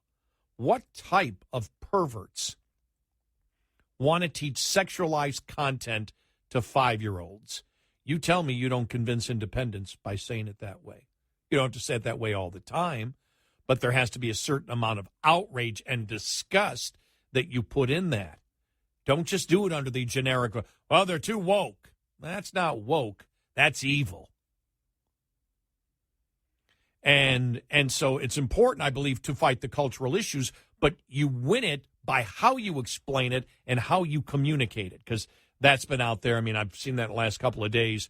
Well, the Republicans are too much on the cultural issues and on the scandals and not enough on the economy and everything else. Well, they do need to focus on the economy, but the specifics of the economy. I want a Republican out there every day saying Biden believes, and I want every Republican candidate running. Biden believes you can run the world on solar and wind. You can't do it. And this is serious. People will die. They won't have air conditioning. We don't have enough electricity to do it. Here's what they wish to do. And explain it in a very simple way. And there's no way you don't get a majority of Americans agreeing with you.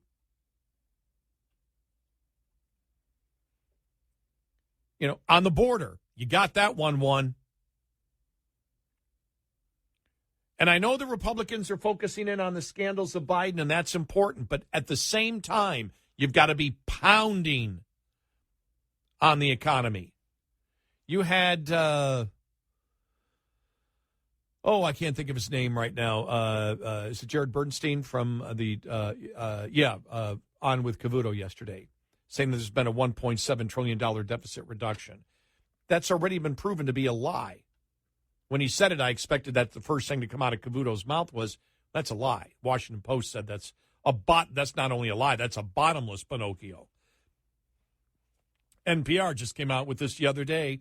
When they say that, Republicans need to respond. NPR, the federal government's deficit tripled in the first 9 months of this year. Tripled.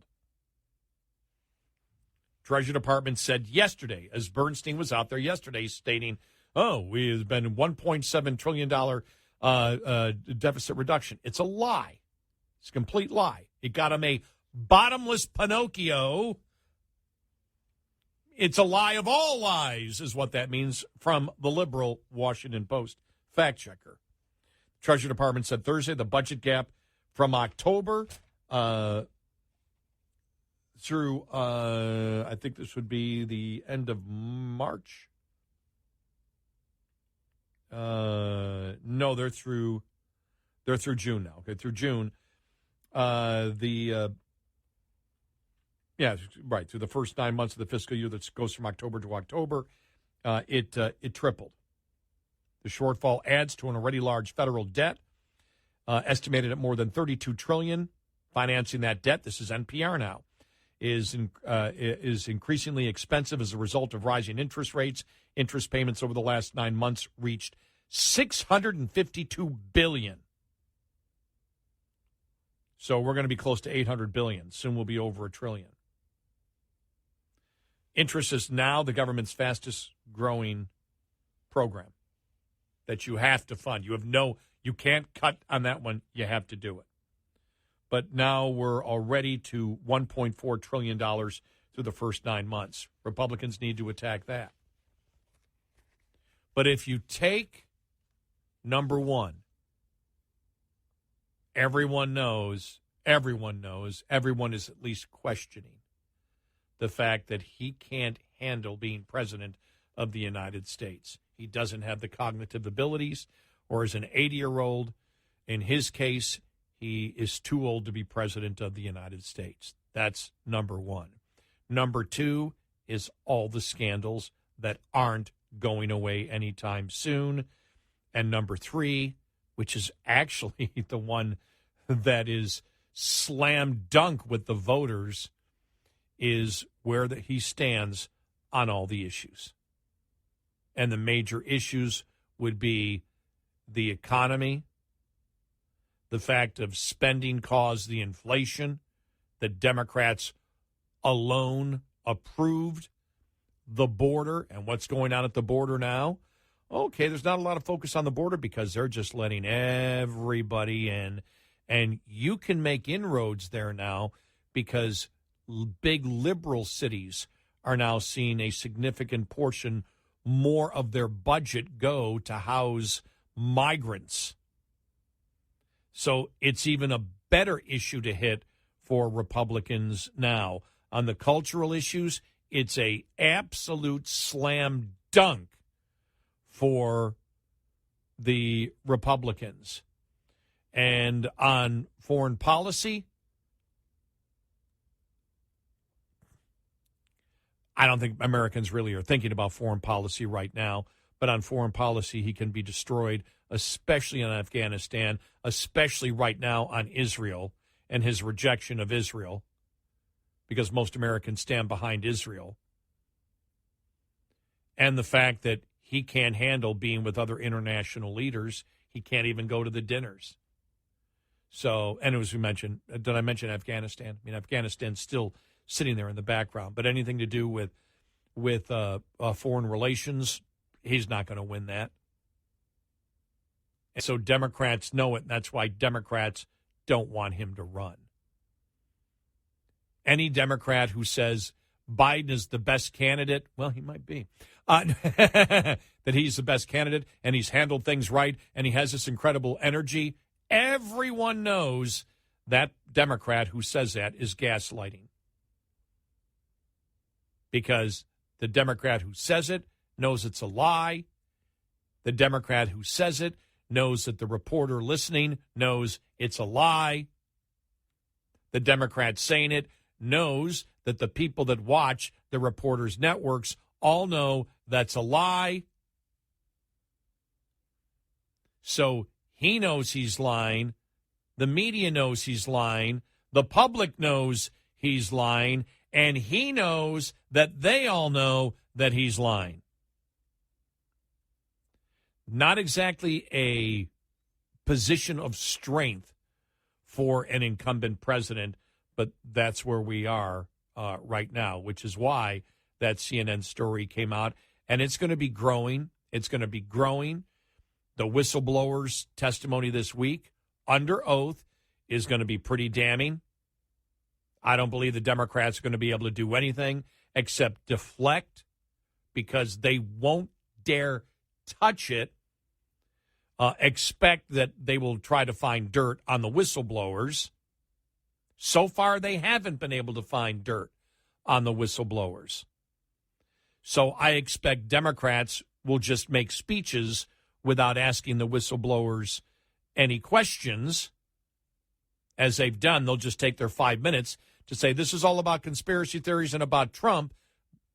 But that hasn't worked so far for Democrats in all of this. The polling consistently shows, and it keeps rising and rising and rising, that the American public, and now a majority of the American public, and almost 30-point difference between those who believe that the president is corrupt versus those that don't believe that he's corrupt. And that's really happened in the last couple of months. That's the problem. 866-90-RED-EYE. Get in touch with Red Eye Radio, toll free at 866-90-RED-EYE.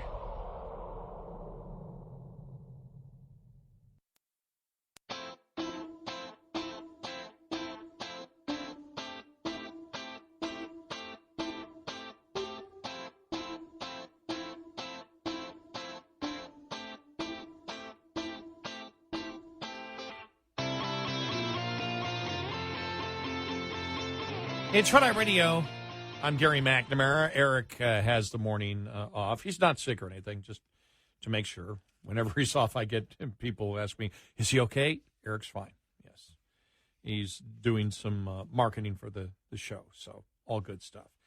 866-90-RED-EYE if you want to get in. Coming up following the top of the hour, we'll hear from James Comer on the whistleblowers that are going to testify next week. And also, we had a couple of things to say. A lot of what Republicans said mirrored exactly what we said, that what if this was anthrax? What if this was fentanyl and there was powder on the outside and somebody breathed it in or whatever? That there seems not to be any type of concern. There's never been a sense of urgency in this that has been projected at all to the American public, and it's just so bizarre. And we'll get to the whistleblower testimony next week. Now, you're going to have Shapley. He's supposed to testify, and then whistleblower X. So I don't know don't know if it's a he. Don't know how whistleblower X is planning on testifying. But that's going to happen next week. And at the same time, Comer has also said that they will be releasing more bank statements that show the flow of money, and that the whistleblowers combined with that will actually, again, lead Americans down the path to understanding the corruption and the illegal corruption and the bribes that he says the Bidens have taken. And with the majority of the American public now, the vast majority, if you look at the difference between those who believe it's likely or not likely, that will be a problem for the president.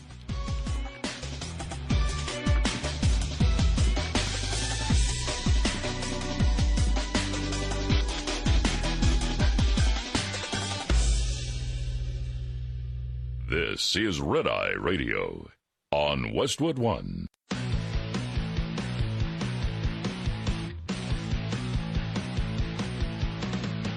Now, it's Red Eye Radio.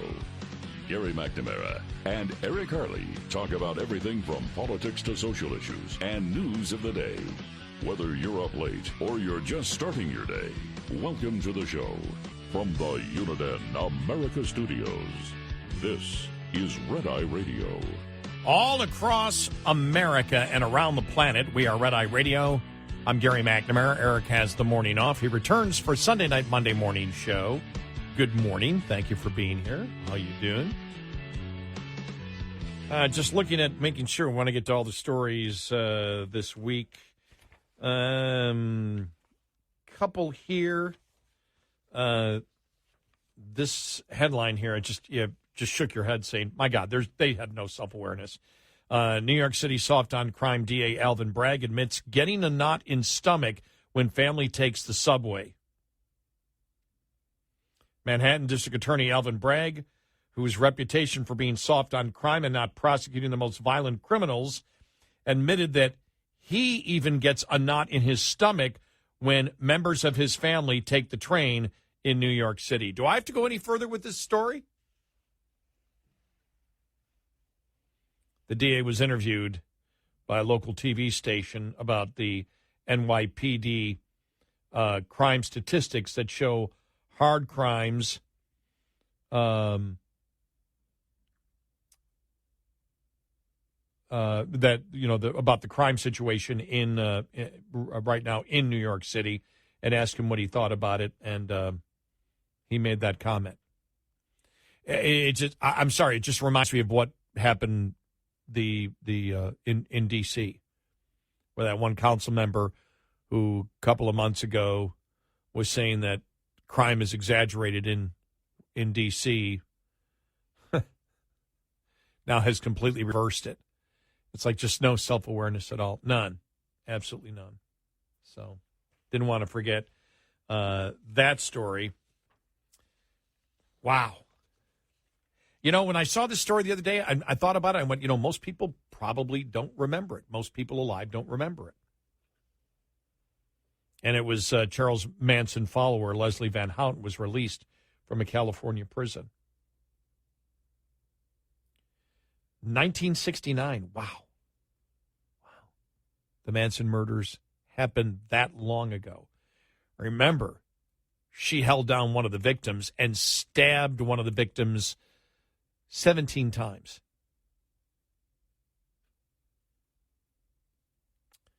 Governor Newsom, who had stopped several efforts to release Van Houten, said he won't ask the state's Supreme Court to block her paroled release. There's no way she should get out of prison. No way. Well, she's not dangerous at 73. I don't care. No way she should get out of prison. You don't get out of prison for the crime that she committed. And I believe that the victims' families also are behind what I just stated. I didn't know about this.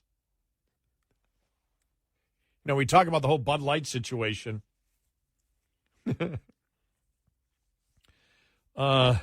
Conservative dad's ultra-right beer.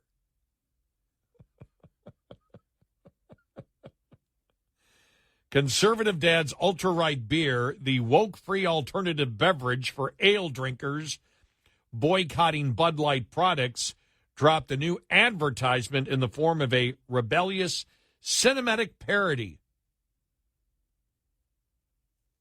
Ultra-right beer took off in April after the CEO launched the Conservative Brew to hit back against Bud Light. The most recent ad, shared Wednesday, follows the CEO in a spin-off of the 1970s comedy Smokey and the Bandit, a popular film. Why you have to explain these things because so many people are so young, because we're getting so old. A popular film featuring Burt Reynolds that followed the race car driver transporting an illegal shipment of beer across state lines. It's me, a fed-up American who's had enough of the woke beer companies and decided to do something about it, Weather says at the opening of the ad. I just didn't know that there was an ultra-right beer. I haven't seen it in the stores anywhere. Is it selling? Is it good? It's very important. Now, the story of the week, I think. The story of the week is twofold, and both about the same topic. The fact that the whistleblowers, and we'll get to James Comer here in just a couple of minutes, the whistleblowers are going to testify next week, the IRS whistleblowers, and whistleblower X will testify live, and his identity will be released.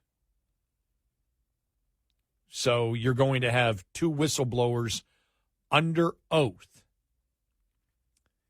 And that, to me, was a big story when that was said. Also, Comer saying that they would release more bank records next week. But I think that adding to that, the email exchange that we talked a lot about yesterday between the executive of Burisma and Hunter Biden and his associates, that so far is the most damning thing that has come out, because it shows the actual intent of Burisma and Hunter Biden was to get high-ranking U.S. officials, and at the point they got the highest-ranking U.S. official at that point, besides the president, which was Biden, to influence Ukraine to be nice to the Burisma leader. Remember, the whole impeachment of Trump was based on that. Trump was looking into it, saying they're corrupt.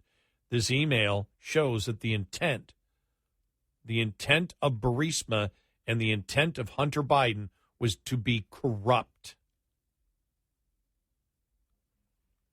And so you take that with also the bribe, the bribe document that came out. You combine those together. That's the most damning thing so far that has come out, and that's another reason why I believe Democrats and CNN put out the story. Well, a lot of Democrats think that it's really low key and that Biden's not going to run. One of the reasons they believe he's not going to run is because this thing is only going in one direction.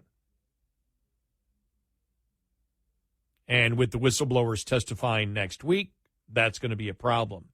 But before we get to James Comer on that, he was on with Sean Hannity on Fox last night, and first of all was asked for his comment from Sean on the fact that the Secret Service, after 11 days, is saying, investigation done, we can't find out who it is.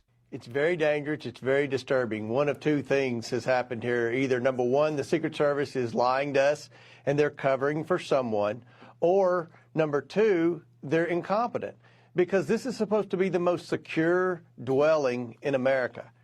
And for the Secret Service to admit to the world that not only can they not figure out who dropped off a white powdery substance in one of three locations in the White House, that, remember, that story's changed 3 times where the cocaine was actually found, but also that there have been 2 other instances where illegal drugs were found on the premise in the White House. This is unacceptable. We spend a lot of money, a lot of tax dollars to make sure that we have the best Secret Service that money can buy, but yet they can't determine who brings illegal substances into the White House. I think that's very disturbing. And one of the other things brought up in that discussion was the fact that after 11 days, the Secret Service says, well, that's it. We can't find anybody. Well, have you done interviews? Have you done extensive interviews? Why would you close it after 11 days? If you don't know how that got in, which means it could be repeated again, why haven't you interviewed everyone involved in it? Have you interviewed everybody? Have you interviewed everyone? Have you given drug tests to each and every staff member that uses that particular area and anybody who came in with them, or at least requested it? Because that's the whole point. Okay, 11 days, it's done. Well, have you done a full investigation on it? That's one of the questions that Republicans are going to have. I mean, that's just the whole thing. And as we've stated yesterday and stated again earlier today, that let's say, hypothetically, because there's 2 things. Either it's hunters or it's not hunters. Well, if they know it's not hunters, why did they act the way that they did? Why was there no sense of urgency? Because there would be a sense of urgency if it was my Republican candidate who I voted for, who was president of the United States. It was the president I voted for. I would be extremely concerned, just like I'm extremely concerned, because this isn't about an individual president. It might be about his son, but this isn't about an individual president. This is about security at the White House, the executive branch of the United States, the leader of the executive branch, the leader of the free world. And so everything from Karine Jean-Pierre's response to John Kirby's response to the promise, the absolute promise repeated over and over again from Karine Jean-Pierre that the Secret Service will get to the bottom of this. Well, they're not going to get to the bottom of it.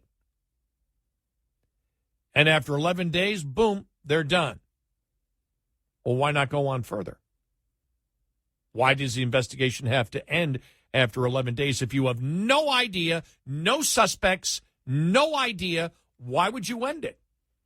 Why wouldn't you continue it and give an update saying we don't know yet, but we're going to go through the process of interviewing everybody over the next month because there may be hundreds of people, because I've heard numbers of hundreds of people that could have been in that area in that 3-day period. Well, then interview all of them. This is about the security of the executive branch of the United States, the leader of the free world, the White House. Why wouldn't you interview everybody? Nothing makes sense. Nothing passes the smell test. Because the smell is really bad, from the reaction of the White House to even the reaction of the Secret Service. And the constantly changing story, as he brought up. Nothing adds up, and the American people know it. 866-90-RED-I. Hi, I'm Jen Loomis, a transport safety expert at J.J. Keller, and I'm here to share a tip on roadside inspections. Drivers must always be prepared for a roadside inspection. This means drivers should always have their personal, vehicle, and company credentials organized and ready, and having any shipment paperwork such as bills of lading or hazardous materials shipment emergency response information organized and ready for the inspection official. Just an FYI, the top 2 violations written against drivers every year, as well as during Operation Road Check, are log, general form and manner, and log not current. Both are completely avoidable if the driver keeps the log accurate, compliant, and current at all times. Having the vehicle ready for inspection involves the driver conducting daily inspections and making sure any problems that are discovered are immediately corrected. Vehicle readiness also requires the company to make sure that the vehicle is current on all scheduled maintenance and that the maintenance schedule is adequate. This will make sure the driver is being given a sound vehicle to start with. This tip was brought to you by J.J. Keller and Associates. Visit us at jjkeller.com. We'll be right back with more Red Eye Radio with Eric Harley and Gary McNamara.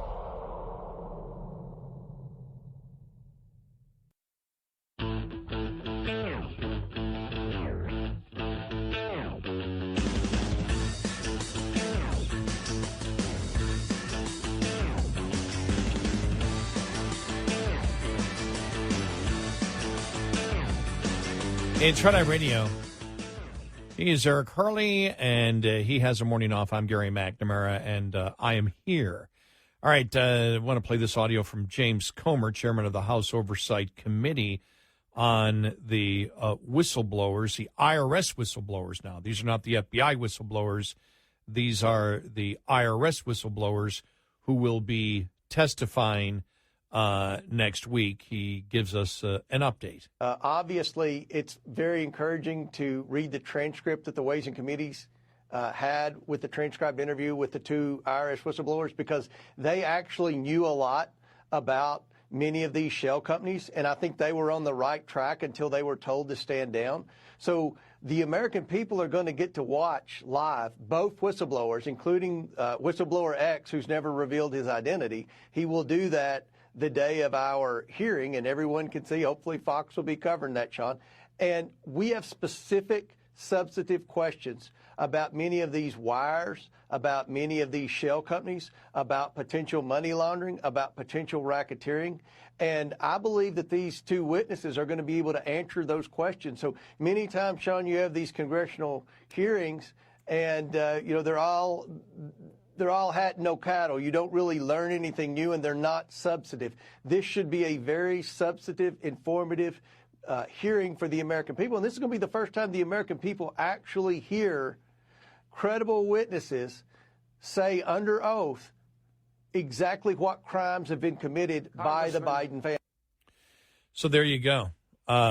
That's why I believe this is so far, everything that's happened this week, including the letter that again that was released that again came from Hunter's laptop that Republicans were made aware of that showed that the Burisma executive being in contact and what the intent was, and the intent was corruption, was to get the highest American official possible or officials to try to convince the Ukrainians to leave the head of Burisma, the president of Burisma, alone to solve this problem, which is exactly what Biden did and then bragged about it. And apparently what, according to that document, the bribe document, that the FBI whistleblowers have already pointed out, and it does exist as we know, and that the FBI claims and Weiss claims that they're now investigating or were investigating. We still haven't had clarity on that. That's been the worst of everything that so far that has come out. And now, as we've stated, the evidence that exists now comes from Hunter Biden, comes from him, his laptop. It comes from the actual wire transactions that Comer said more is coming out this next week that will be more damning. And that was, again, the suspicious activity reports that private banks put together when they feel there may be a possible crime in the transfer of money laundering, whatever. And they sent it to the Treasury Department. The Treasury Department had it.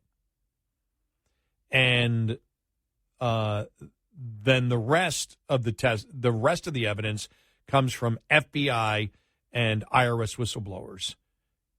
And I wonder, this thought goes through my head because the story out yesterday about IRS whistleblowers concerning January 6th and the informants that the FBI used. We'll have that coming up following the bottom of the hour.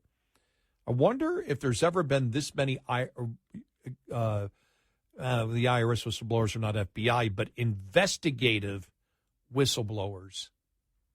I don't remember a case where you had so many FBI agents and law enforcement agents like the IRS agents that have come forward. I wonder if you've ever had this many before, because we know it's well over a dozen now. Has that ever happened? Trying to think of any other scandal that's happened. But here you're going to have, this won't be Ray avoiding questions. This will be two whistleblowers under oath stating precisely, as he said, what they believe the crimes are. It's going to be interesting to see how the Democrats respond in the House to this next week.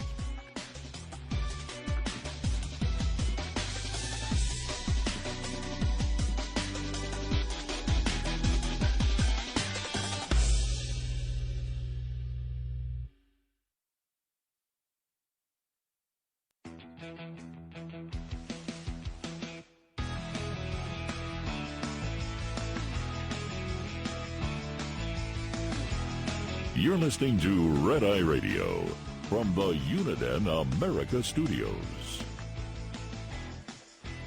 And he is Eric Harley, and I'm Gary McNamara. So when, you hear Comer talk about these whistleblowers coming forward, so far from what we have seen from Shapley,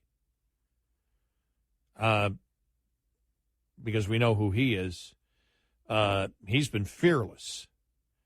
And the Democrats have not been successful at all. I don't think, maybe somebody has tried to attack his credibility. I haven't seen it yet, but I know that when the previous whistleblowers about 2 months ago testified, the Democrats tried to, dig up dirt on them and tried to destroy their credibility. They weren't successful in doing so, but they attempted to do it. So I expect that they're doing everything on Shapley On Whistleblower X, though, it might be a lot harder because they don't know who Whistleblower X is. So they knew the other 4 FBI agents that had testified a couple of months ago. They had known who they were beforehand, but Whistleblower X, they don't. And so they may try to go after Shapley. He's been with them for a long time. I haven't seen it anywhere. I haven't seen it even on social media where you might see an attack on Shapley based on a conspiracy theory or just anything. But I expect that the Democrats will try.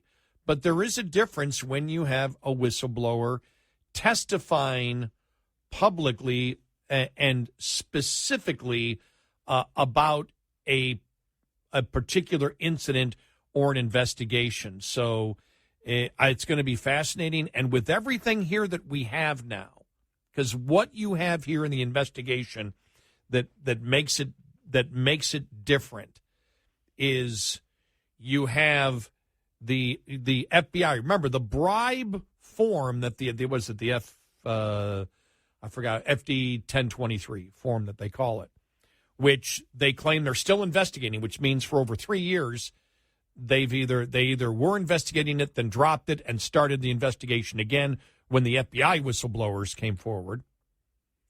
But what you have this week, which is why it's so particularly damning, and I know the IRS is a little bit different than the FBI whistleblowers because the IRS is looking for tax evasion and the specific the specific allegation that they were told that Weiss could not go after and do these particular things. It's all the same scandal, but they're coming from a different angle of it. But I'm just trying to lay out the seriousness of everything that happened this week. And so the fact that you had the FD-23 that came out, was it over a month ago, which said the FBI, had a form that stated that there's an allegation that a bribe was taken. And we know what the specific bribe actually is. We know that it's the $5 million between both. So we have that. We've got the precise allegation of what the bribe actually is. And then you've got the whistleblowers because remember, all the investigation is sort of part of the same thing. Then you have the IRS whistleblowers coming out and stating, and law enforcement wouldn't let them prosecute. But on the other hand, you had the FD-23, then you had the other email coming out, the chain email between the head of Burisma and Hunter Biden and his group, his enterprise, that showed the intent of the bribe. And so we're getting into territory that's extremely serious, and Democrats know it. And that's why I think you're going to hear more, even throughout this weekend, as Republicans keep leading up to the whistleblowers coming forward and more actual bank records coming out, which continue to connect the dots. I think more than ever you're going to hear it's time for Biden to leave, it's time for Biden to leave, it's time for Biden to lead. I think things start heating up now once you have congressional witnesses for a specific crime. And the crime would be bribery and then the evasion of taxes. And so it's going to be fascinating. The other thing is the story that the Washington Examiner had. FBI whistleblower, another FBI whistleblower says deputy director told subordinates to hide the FBI January 6 informants. An FBI agent told the House Judiciary Committee that Deputy Director Paul is either Abbott or a body suggested that at least 25 FBI confidential human sources or informants involved in reporting to the Bureau from the January 6, 2021 protest should not be publicly acknowledged. Many FBI whistleblowers have come forward with their concerns about the Bureau, as Director Christopher Wray is testifying before the House Judiciary Committee on Wednesday. This came out yesterday. They are making 2 days ago, they are making allegations of politically motivated investigations, politically biased leadership, and misconduct by senior officials at the FBI. According to the whistleblower disclosure sent to the committee, Mr. Abbott or Abate, whatever, notified one or more of his subordinates that the more than 25 informants that were reporting on January 6th to the FBI were too problematic or embarrassing for the FBI to have their existence made known to the public, and that the existence, activities, and identities of those FBI confidential human sources should not be released. The Washington Times reached out to the FBI but did not immediately hear back. In May, a man by the name of George Hill, a whistleblower from the FBI's Boston field office, testified before the Judiciary Committee subcommittee on the weaponization of the federal government that agents in Washington refused to share hours of video from the Capitol protest between the offices because there may be undercover officers or confidential human sources on the footage whose identities could be compromised. Marcus Allen, an FBI intel analyst, allegedly was retaliated against for forwarding information that called into question Mr. Wray's November testimony to the Senate about whether informants infiltrated groups responsible for the January 6th protest. When Mr. Wray was asked whether the FBI had confidential human sources at the Capitol, he said, "I have to be very careful about what I say, about when we do and do not, and where we have and have not used confidential human sources. But to the extent that there's a suggestion, for example, that the FBI's confidential human sources and FBI employees in some way instigated or orchestrated January 6th is categorically false." Mr. Wray later added, "You should not read anything into my decision not to share anything on confidential human sources," after he did not outright dismiss a question of whether the FBI had those sources dressed as Trump supporters inside the Capitol on January 6th. Look, eventually this all has to come out. Because of everything that has happened, the American people want transparency. And I would hope the Democrats want transparency. I don't know where everything leads. I know it's not looking good for the Biden administration. I know it doesn't look good when you have this many FBI whistleblowers come out, because it's got to be a big decision for anybody. An FBI agent, I can't remember her name, but the one FBI agent that finally quit and then came forward and testified, and she said it was the hardest thing ever. Her goal was to be an FBI agent.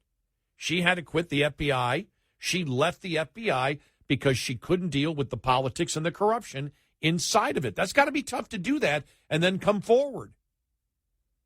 You're in limbo for a while. You don't know how it's going to end up. You don't know who's going to come after you. It has to be an extremely tough decision, and I just can't believe the number of FBI agents, and we had always said this. We said at the FBI, the rot and the corruption comes from the management. We never believed that it was the, rank and file, everyday investigative agent. And we were always asking, when will whistleblowers come forward? Well, they were not going to come forward during the Obama administration. They weren't going to do it. They didn't believe it would do any good. They had to wait till the Republicans got the House, and then they came forward, because then they believed, okay, we're not just going to get buried. Somebody will actually pay attention to us. For doing this, which could harm our career, at least we know we can get the message out. I'm sure that's what they were thinking. I know it's what I would be thinking. So I don't know. With the January 6th, I have no idea where it's going to go. But it eventually has to come out. You eventually have to find out those informants, why was it embarrassing? What were they doing? It's important to know. It's important to know whether, some were dressed, and they might not have been. I don't know if they were dressed as Trump supporters and were encouraging. Because at that point, many courts would say, okay, you might have a legitimate cause for entrapment. If they were encouraging, what did they do? And the FBI director is saying, you need to trust us. Well, nobody trusts you. And that's the problem. That's why transparency will eventually have to come out in all of this, because you don't have any trust. And as Jonathan Turley said about Christopher Wray, he's lying. He's lying when he came out and said, the FBI director saying, we were, and this is when it came to social media and censoring, we were only looking for, international groups that were doing it, not domestically. He goes, that's an absolute lie. We've got the emails exist. He lied. He has no credibility anymore. Oh, and by the way, can I say the biggest political mistake of the week? I played earlier where Chris Christie, was it yesterday or the day before, was on with Piers Morgan. And I don't know why, but Piers Morgan said, would you fight Trump in a cage match? And could you beat him? He goes, yeah, he's 78. I'd kick his ass. That's a quote. And I thought, well, that's stupid back and forth to begin with. But I went, wow, you're sounding so cocky. And he's out there this week complimenting Christopher Wray, saying it's theater and everything else. And here you have Jonathan Turley, who's a Democrat, saying he's lying. Christie, and I don't understand that. That, I think, made me wonder, does he have any self-awareness of the political party that he is actually running in a primary in? But that was just him complimenting. He's done it a few times this week, complimenting Christopher Wray and is calling it theater. I'm like, why don't you're just going to become a Democrat now? Or you going to become pro-Disney? I mean, do you understand the party that you're running in a primary? And it's almost as if there was no self-awareness for that moment, but he said it, and so he has to stick with it. Because Christie knows. He's no idiot. He knows what everybody is looking into here. But, yeah, we have a really, really, really interesting week ahead. 866-90-RED-EYE. We'll be right back with more Red Eye Radio with Eric Harley and Gary McNamara.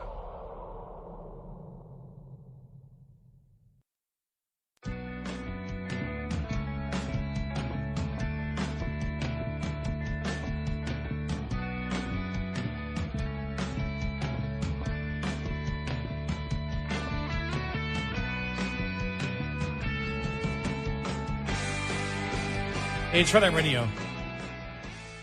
He is Eric Harley, and I'm Gary McNamara. Eric has the morning off. Coming up following the top of the hour, a threatened U.S. strike at UPS could be one of the costliest in at least a century, topping $7 billion for a 10-day work stoppage.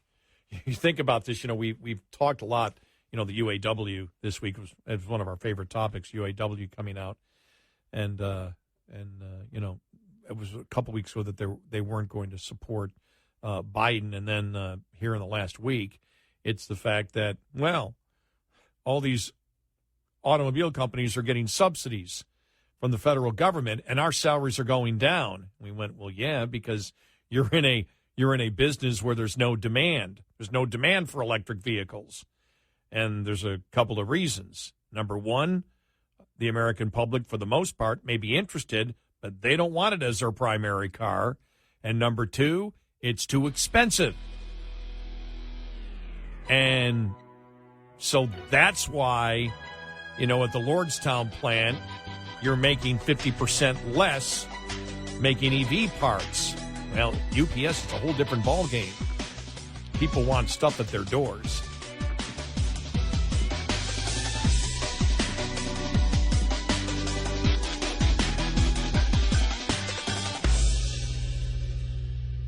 This is Red Eye Radio on Westwood One.